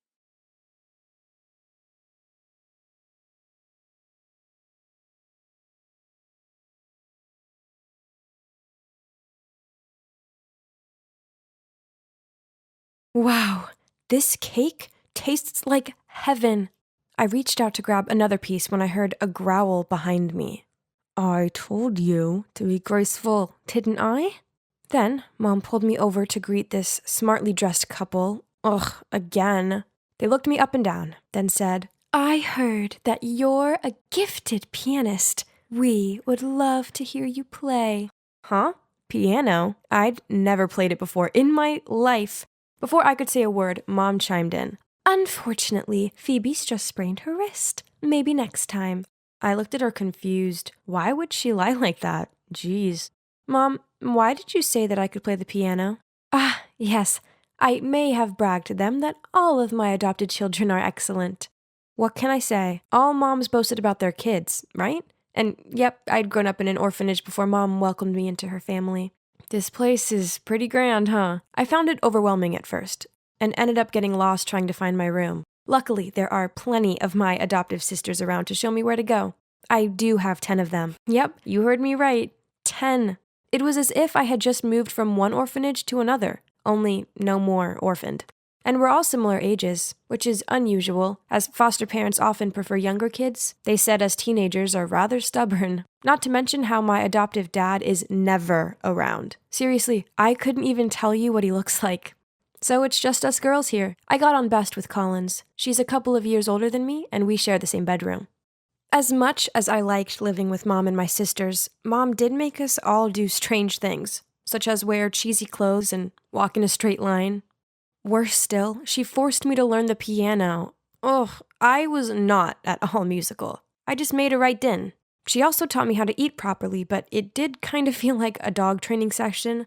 I was only allowed to eat when she showed a signal, and by the time I could catch up with how to use the silverwares, the meal was already finished. Ugh. But I suppose that's how every mom teaches her daughter, right? And apparently, Mom didn't have the patience to coach me anymore. So she handed me over to Collins, her star daughter. We spent an hour every day talking together. Or rather, she gave me pointers on how to talk correctly. Collins said I needed to control my volume because I had a tendency to shout my words, and it wasn't very ladylike. I had to whisper at the same volume as her, and also choose my words carefully to show intelligence and grace. Ugh, maybe it'd be easier if I just didn't say anything at all from now on. Aside from Collins, I didn't have a chance to get to know my other sisters, as Mom made each of us pursue a different aptitude.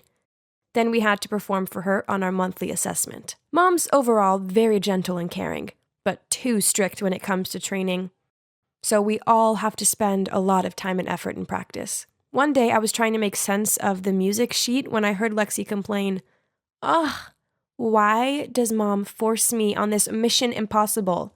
So boring. What? At least ice skating is 1,000 times more fun than the piano. If only. An idea popped into my head.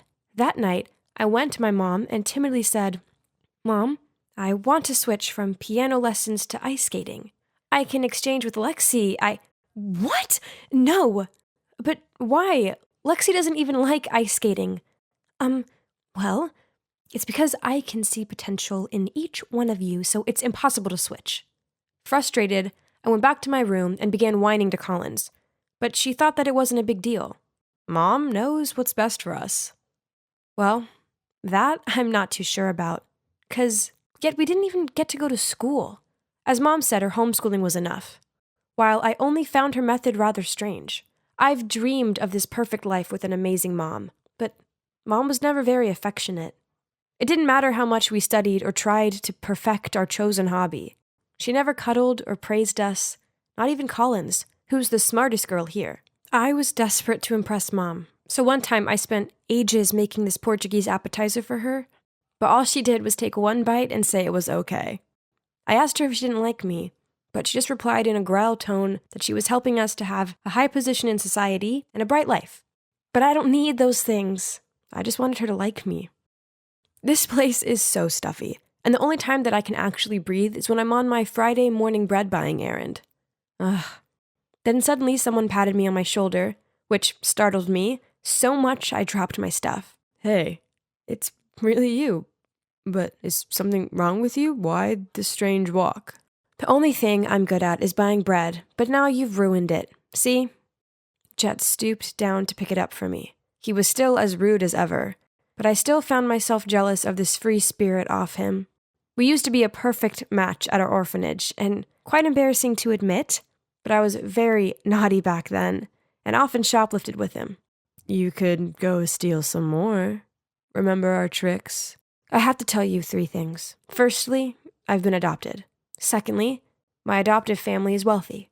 And finally, I'm being educated to be a noble lady, so no more stealing. That's ridiculous. I also have 3 things for you. I've been adopted too. My parents love me so much. Oh, and they're cops. We looked at each other and burst out laughing. So we were both caught, weren't we? Jet and I sat down on a nearby bench to catch up, and when I poured my heart out about my new family, he interrupted me. Sounds strange to me. Why would they only adopt teenage girls?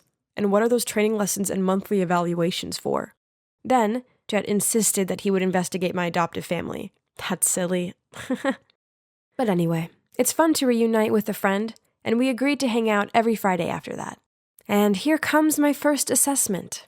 Of course, I couldn't even play a simple melody, so I had to study for 3 more hours every day. My sisters suffered even more. Kinsley was forced to abstain from food because she weighed 2 kilograms more than the standard. In contrast, Willow had to eat continuously at night in order to gain 5 kilograms.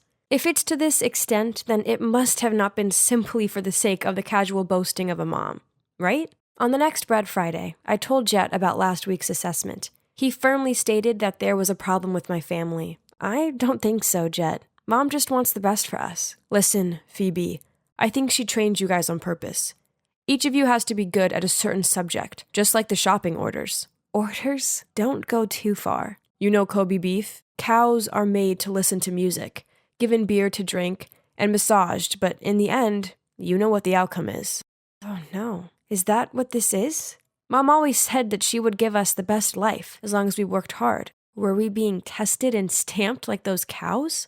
One day, I came home to Collins excitedly packing her suitcase. Mom said she's taking me to a new school tomorrow. So Collins was leaving? But where? I'll miss you, sis. Text me when you get there? But days passed without a word from her.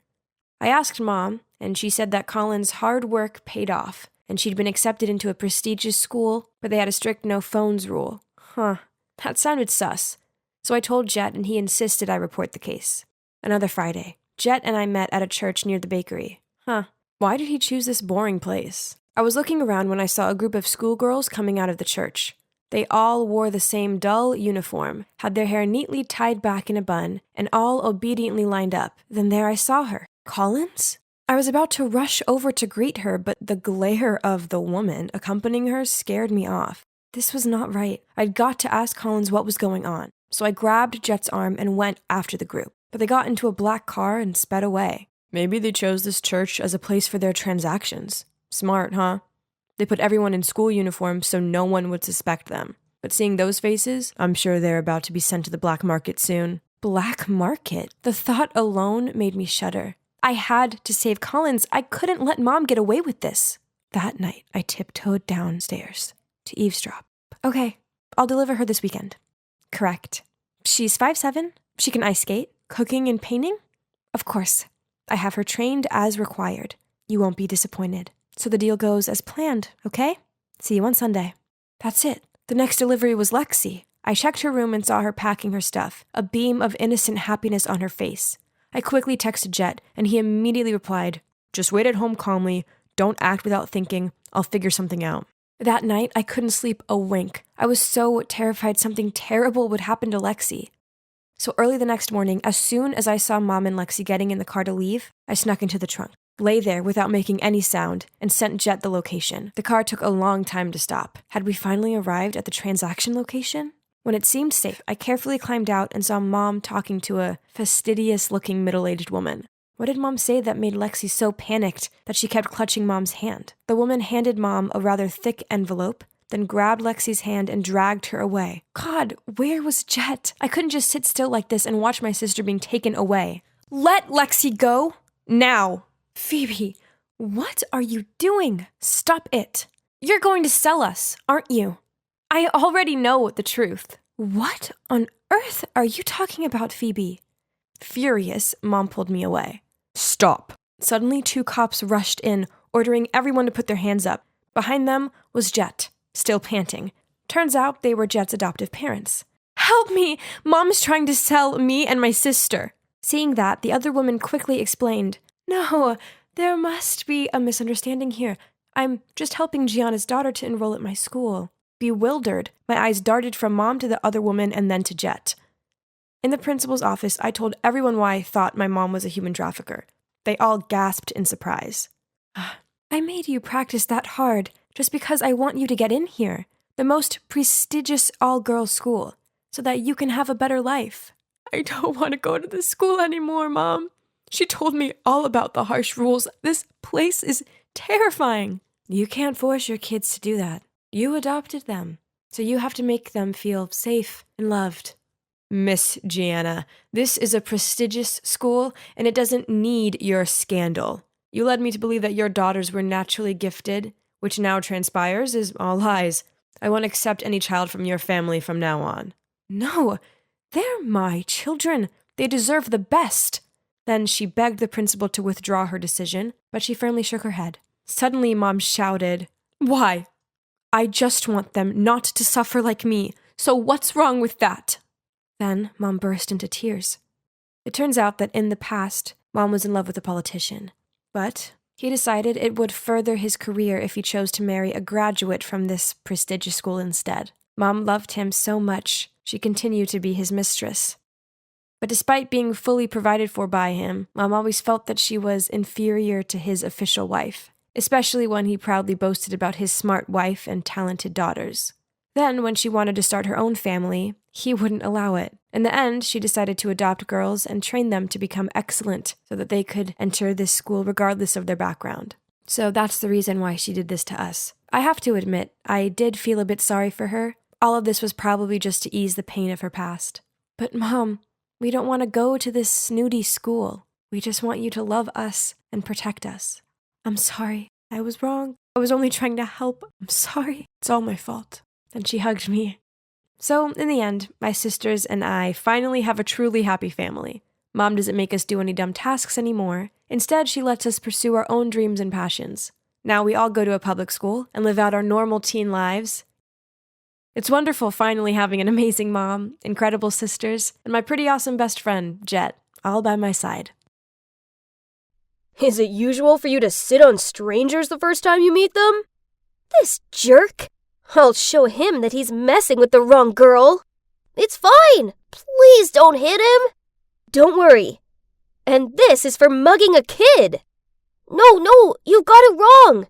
He just saved me from those muggers. And he was just teaching me how to fight back at them. Oh my. I thought it was just because the boy's bag was on the ground and that guy was holding his arm like he was about to hit him. I awkwardly stood up, literally screamed out to apologize, then ran straight home. So, as you can see, my home's a little different from the usual. My parents run a nursing home, so I grew up surrounded by the elderly. You were so embarrassed that you left him laying there and ran away? The first time I met my husband, I also knocked him over with my dolio chagi. Perhaps this boy is your destiny. Poof! No way, Mrs. Jones. Suddenly, my dad huffed past us. Oh no, I know that look. Something was bad. Lately, our finances haven't been so good. I went after him to check he was okay and found him talking to a man in the yard. On seeing me, the strange man waved me over. Do you know this person? Huh? That was the guy I almost punched earlier. That's right. The person you almost knocked out is my son. I saw everything, so I followed you here. He's got in with a bad crowd and lost focus on his studies. I want you to steer him in the right direction. I don't want to be a babysitter. I'm sorry. It's too bad about this nursing retreat, isn't it? Seems like it'll have to close soon. Although, if swayed, I don't mind being a major sponsor. This was insane! So, all I needed to do was keep an eye on his son, and all the nursing home's problems would be solved? Dad said I didn't have to do it if I didn't want to, but how could I say no? Okay, I'll do it! So, which school am I transferring to? Geez, everything here was so shiny. But if I had a choice, this would be the last school in town I ever wanted to attend. I entered the classroom and walked over to the only empty seat that happened to be at the back. I was about to sit down, then... Ah! Some dude pulled the chair aside and caused me to fall onto my butt. A hand appeared to pull me up, but as I went to grab it, it immediately drew back, leaving me sitting there embarrassed, while everyone's laughing at me. Oops, sorry. I guess I should only give a hand when asked, right? Ugh. It was Blake. I quickly regained my cool face, sat down, and put on my headphones, pretending like I didn't hear any of those comments from other students about my rustic look. This girl seems interesting. The usual. $1,000 if you can win her heart in a month. Deal? Blake glanced at me and sneered at the guy. Easy. Deal. So that's how it's gonna be, is it? Luckily, I hadn't turned my music on yet, hence why I heard the whole conversation. Let me help you get some extra pocket money then, Blake. And it didn't take him long to start implementing his plan. At lunchtime, he enthusiastically led me to the canteen, guided me to get food, and even asked the lunch lady to get me an extra portion of yogurt. Nice try. I was trying to enjoy my lunch when a shrill voice sounded out. Get up and get me some food. I want a cupcake just like yours. Now! Jeez, why did some girls think it was okay to treat guys like this? Frustrated, I went over there, picked up the cake from that boy's tray, and shoved it into her mouth. There, happy now? Poor thing, your arms must be so broken that you can't get food yourself. Let me feed you then. You're welcome. Are you crazy? You're dead meat today. She raised her hand about to slap me, but I quickly dodged, causing her to fall to the ground. As for me, I calmly sat down next to the boy and had my lunch. Sorry for wasting the cake.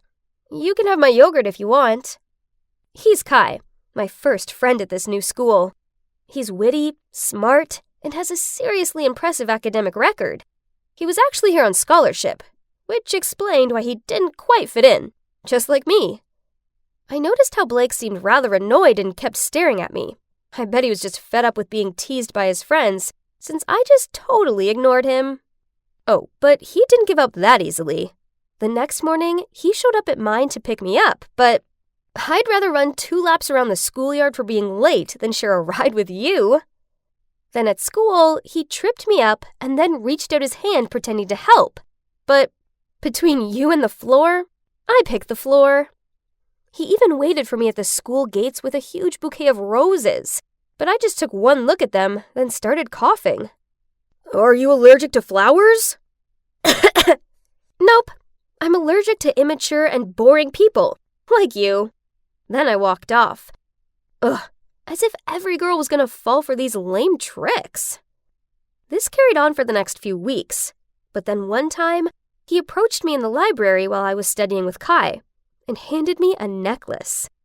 I looked at it, then passed it back to him and turned to talk to Kai. Seriously? You're turning me down for this nerd? Kai's smart, gallant, and sophisticated.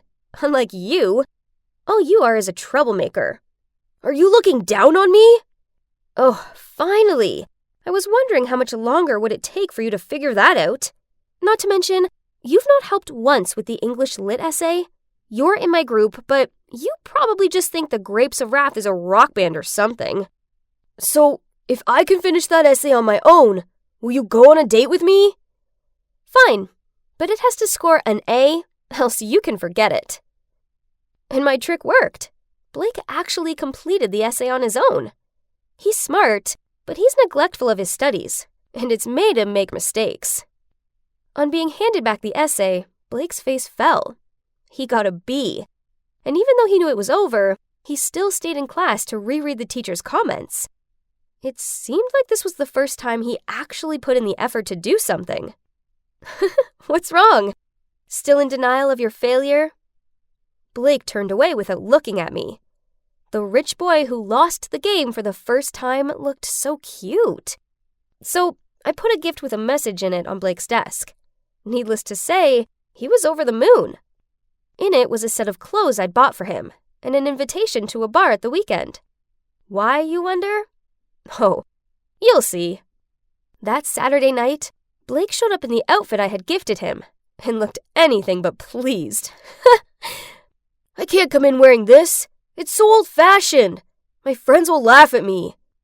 You invited your friends too? To prove that you won the bet, right? If you get that $1,000, will I have a share?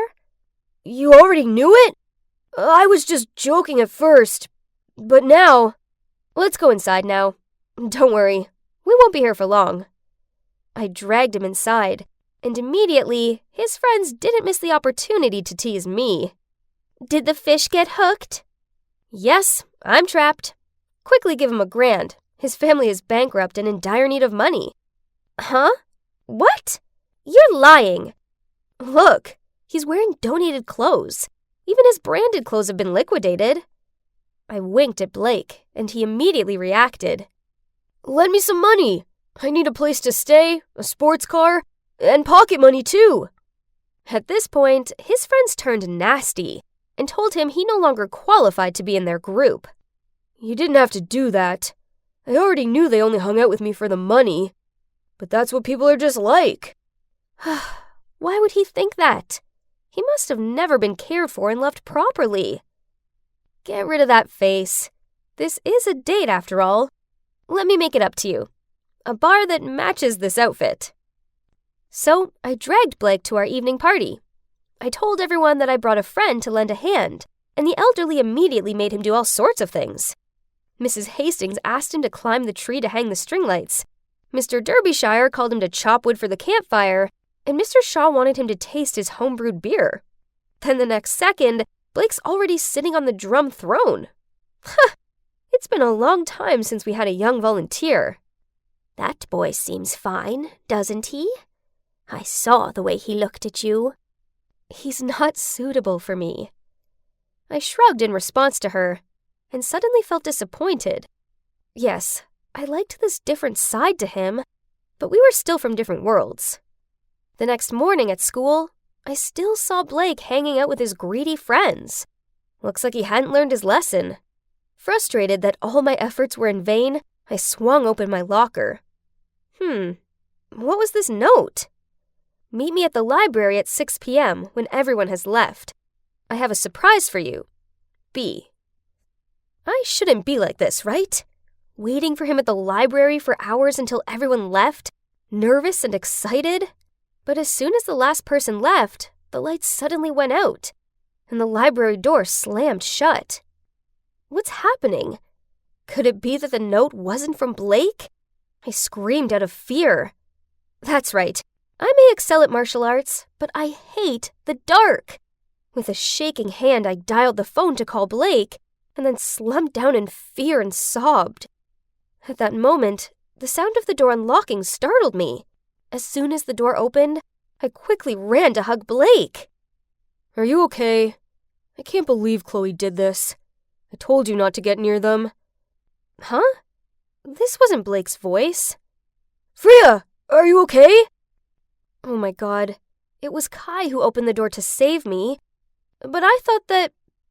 I quickly let go of him, then ran away in embarrassment. That's strange. When I was in danger, the first person I thought of was Blake. Could it be that I really liked him? At that moment, the phone rang. It was my dad. Mrs. Jones had suffered a heart attack and needed surgery immediately. But the surgery cost was so much. Where could we get that money? Ah, yes, Blake's dad. So I called him. Hello, is this Mr. Morris? Blake stopped hanging out with his friends and did his homework. I really need the money now. Please, it's urgent. Are you bringing me out to trade with my dad? My God, it seems like Blake heard all the conversation. So, I'm just your money-making tool? And all this time you've trained me as your pet? It's not like that! We'll talk later. There's no time for your selfish thoughts right now. I gotta go! I ran like crazy to the hospital. My parents were desperate, and the money hadn't arrived yet. So I called Mr. Morris again. You said Blake had changed. If this is the case, then why did he just get fined for speeding and resisting police? Don't ever call me again. Don't worry, Freya. I'll sell the nursing home land to take care of Mrs. Jones. Everyone's agreed to move to the government nursing home. We sold our house, and now we live with Mrs. Jones in a new town. She's so much better now, but I do miss the other elderly people. Also, I miss Blake. I still keep in touch with Kai, and he told me that Blake has gone to some military school like his dad wanted. Well, that's unexpected from him. You should talk to that guy. Not about what you did, but confess your feelings to him. That will save you from regrets later. Then she patted me on the shoulder to comfort me, but I really don't have the courage to do it. I was feeling guilty. Mrs. Jones, you have a letter. Freya, look. It's the invitation to a nursing home concert. It's our concert, isn't it? Trembling, I took the invitation. What is this? I pushed Mrs. Jones's wheelchair to the door of the nursing home named Sunflower. When we walked in, we all burst into tears. Everyone was there. This is all Blake's doing. He's such a kind boy. He found us and built us a dream nursing home. You and Freya were the surprise gift we prepared for him, but as soon as he saw the two of you, he ran away. Hearing that, I rushed to the gate. A car passed me.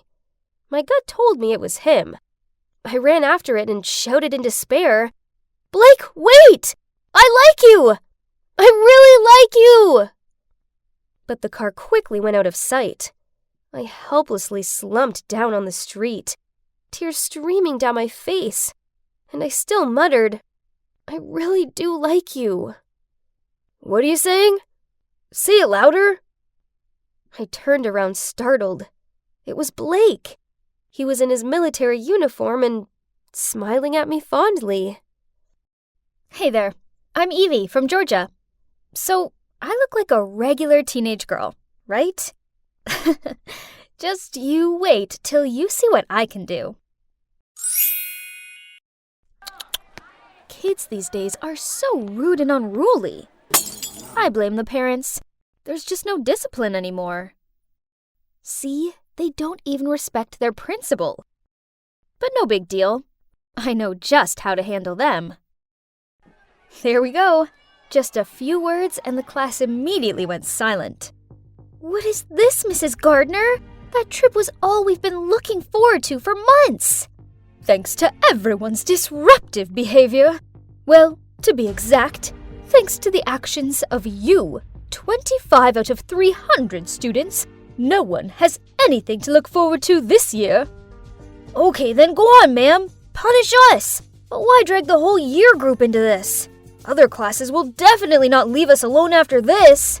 Nobody likes being punished. That's why it works. Now, let's see what your peers make of this, shall we? The whole class was buzzing with, so unfair, abuse of power, wicked witch. Oh my, these kids, always full of energy. Go back to your seats and write an apology letter to Miss Helen, along with a promise to never misbehave again, or else. All of them reluctantly sat down. And there we have it. Oh my god. Who are you? It's just that these unruly students need to learn a lesson for getting Mrs. Helen so exhausted that she ended up in the hospital. And so you just decided to mimic me. Well then, please inform your mum. We will have a talk about this. Here, tomorrow morning. I glumly walked home as slowly as possible. As soon as I walked through the door, Mum was glaring at me. Yup, my mum is Miss Helen, the kindest homeroom teacher ever. However, the kids in her class made her life a misery, which led Mum to get high blood pressure and end up in the hospital. I just wanted to help her, but instead, I just managed to make things worse. Hi, Mum. I'm sorry, but I don't regret what I did. Mum started lecturing me about how it was bad enough that Dad had left and her students were rebellious without me acting like a crazy person. Crazy person? She means the times when I copy the people I want to be? But that's my hobby. I inherited that passion from my father, a famous special effect makeup artist. The feeling whenever I successfully transform into someone else is awesome. And it also helps me feel connected to my dad, even though I haven't seen him in a long time. It all started when I was 13, and Dad helped me dress up as my fave idol for the school festival. Dad taught me how to analyze the character and practice the disguise. Bold eyeliner, smoky eyes, contouring, plus the bodycon outfits. I looked like a real CL from 2NE1. My friends loved my new look. So over the next few years, I masqueraded into many different people, including Lady Gaga, Avril Lavigne, Miley Cyrus, and Sia. The feeling that my makeup talent was that admired and anticipated was just really addictive. Hey, is it Billie Eilish this time? Why not Taylor Swift? I love her so much. I've always done whatever I want and always been exactly who I am. Wow, you got that spot on. Are you a shapeshifter or something? Needless to say, once I imitated someone, I made sure I got their gestures and mannerisms just right. My talent didn't stop at awesome makeup. I was trying to collect things from my locker when a stampede of students raced past me and almost knocked me off my feet. Huh? Who was that strange and rather handsome guy they were chasing? Look at him swaggering. Does he think he's Donald Trump or something? That's Xander. He just transferred here. Keep your voice down, by the way. You don't want to annoy his fan base. Poof. I'm not afraid of those way too girly girls who go crazy for boys. Huh. No one scares you, do they, Evie? Now let's go have some granola. Leo may like boring granola, but no thanks. I'm having a hamburger and fried chicken. Billie Eilish is not the type to turn down delicious food for health freak nonsense. Oh, there's that obnoxious Xander again. But this time he's all over Kayla, the snooty hot girl from my class. A boy approached me asking to take a selfie with me, then suddenly I heard a scream. What do you think you're doing? I turned to see what was going on, and saw Kayla going ballistic at some poor girl who'd accidentally tripped over and fallen into Xander's lap. What on earth do you think you're doing? Take a look at yourself before trying to attract my man. Ugly doofus. How snobby. Did she think her beauty was that splendid to help her keep her man? But not with that empty head, girl. After a few days of research, I showed up at school looking just like Kayla. I'd perfected everything, from her blonde hair, makeup, clothes, walk, and voice. Honestly, this time I was quite nervous. Dressing up as someone I actually knew was always extra scary, especially when her friends were walking over. Wow, that dress is so chic. You really are the fashionista of our school, Kay. Come on, Xander's waiting for us on the sports field. Please, do you think I really want you around? I'm just taking advantage of you. And you keep following me around like a pet. It's so tragic. Are you crazy? I know you like Xander too. I see the gooey looks you give him, When I'm done with him, I'll consider giving him to you. I walked away, leaving the girls freaking out. But I didn't say anything different from what Kayla thought, though. Right? If only she would be so frank with her friends. Now let's get to the main target. Thinking about him gave me goosebumps. I'm busy, bae.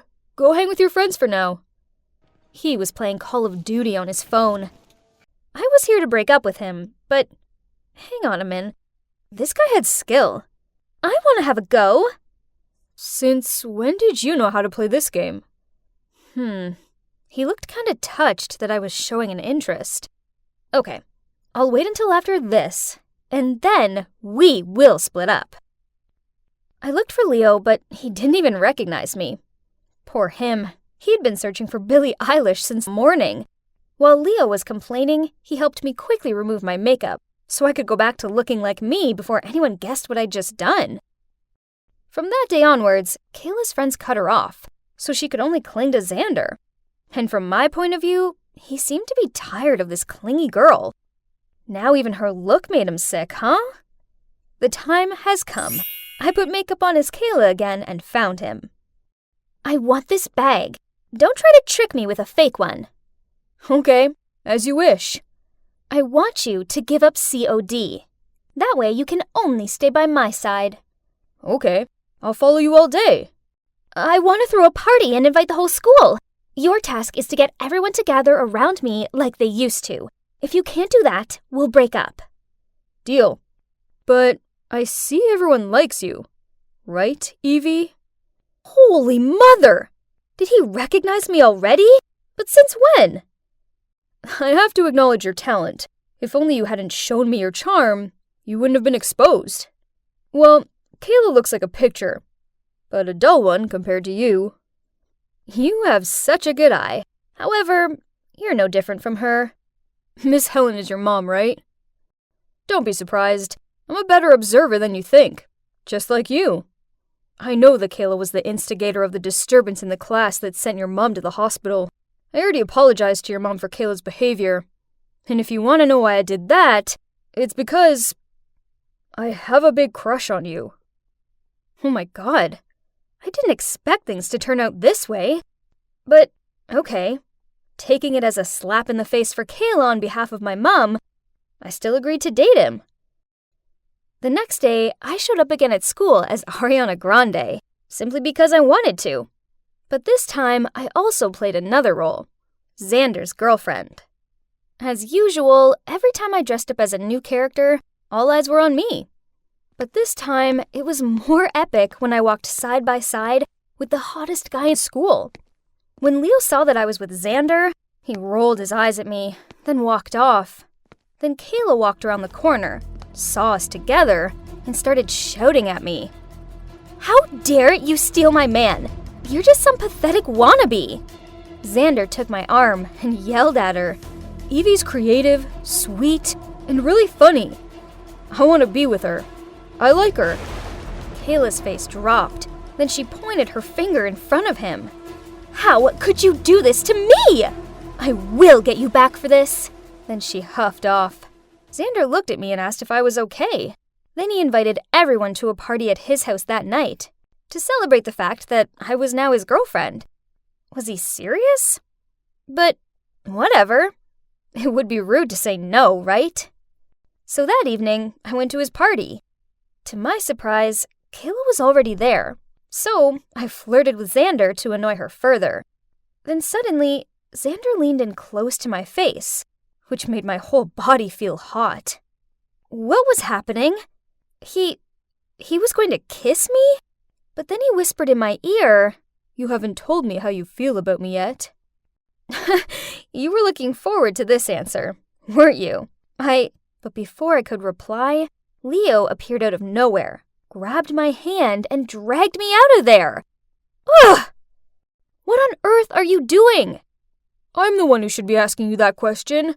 What on earth were you going to say? That I have feelings for you too? This whole thing is a setup between Xander and Kayla to humiliate you. Lucky for you, I arrived just in time to overhear Kayla talking to her friends about this dirty plan. Are you done talking? Do you really think I'd fall into their trap that easily? I already know their dirty tricks, and I was about to tell everyone what jerks they are. But then you showed up and ruined my plan. I don't care how clever and perfect your plan is. How long are you going to continue this tiring game of dispute?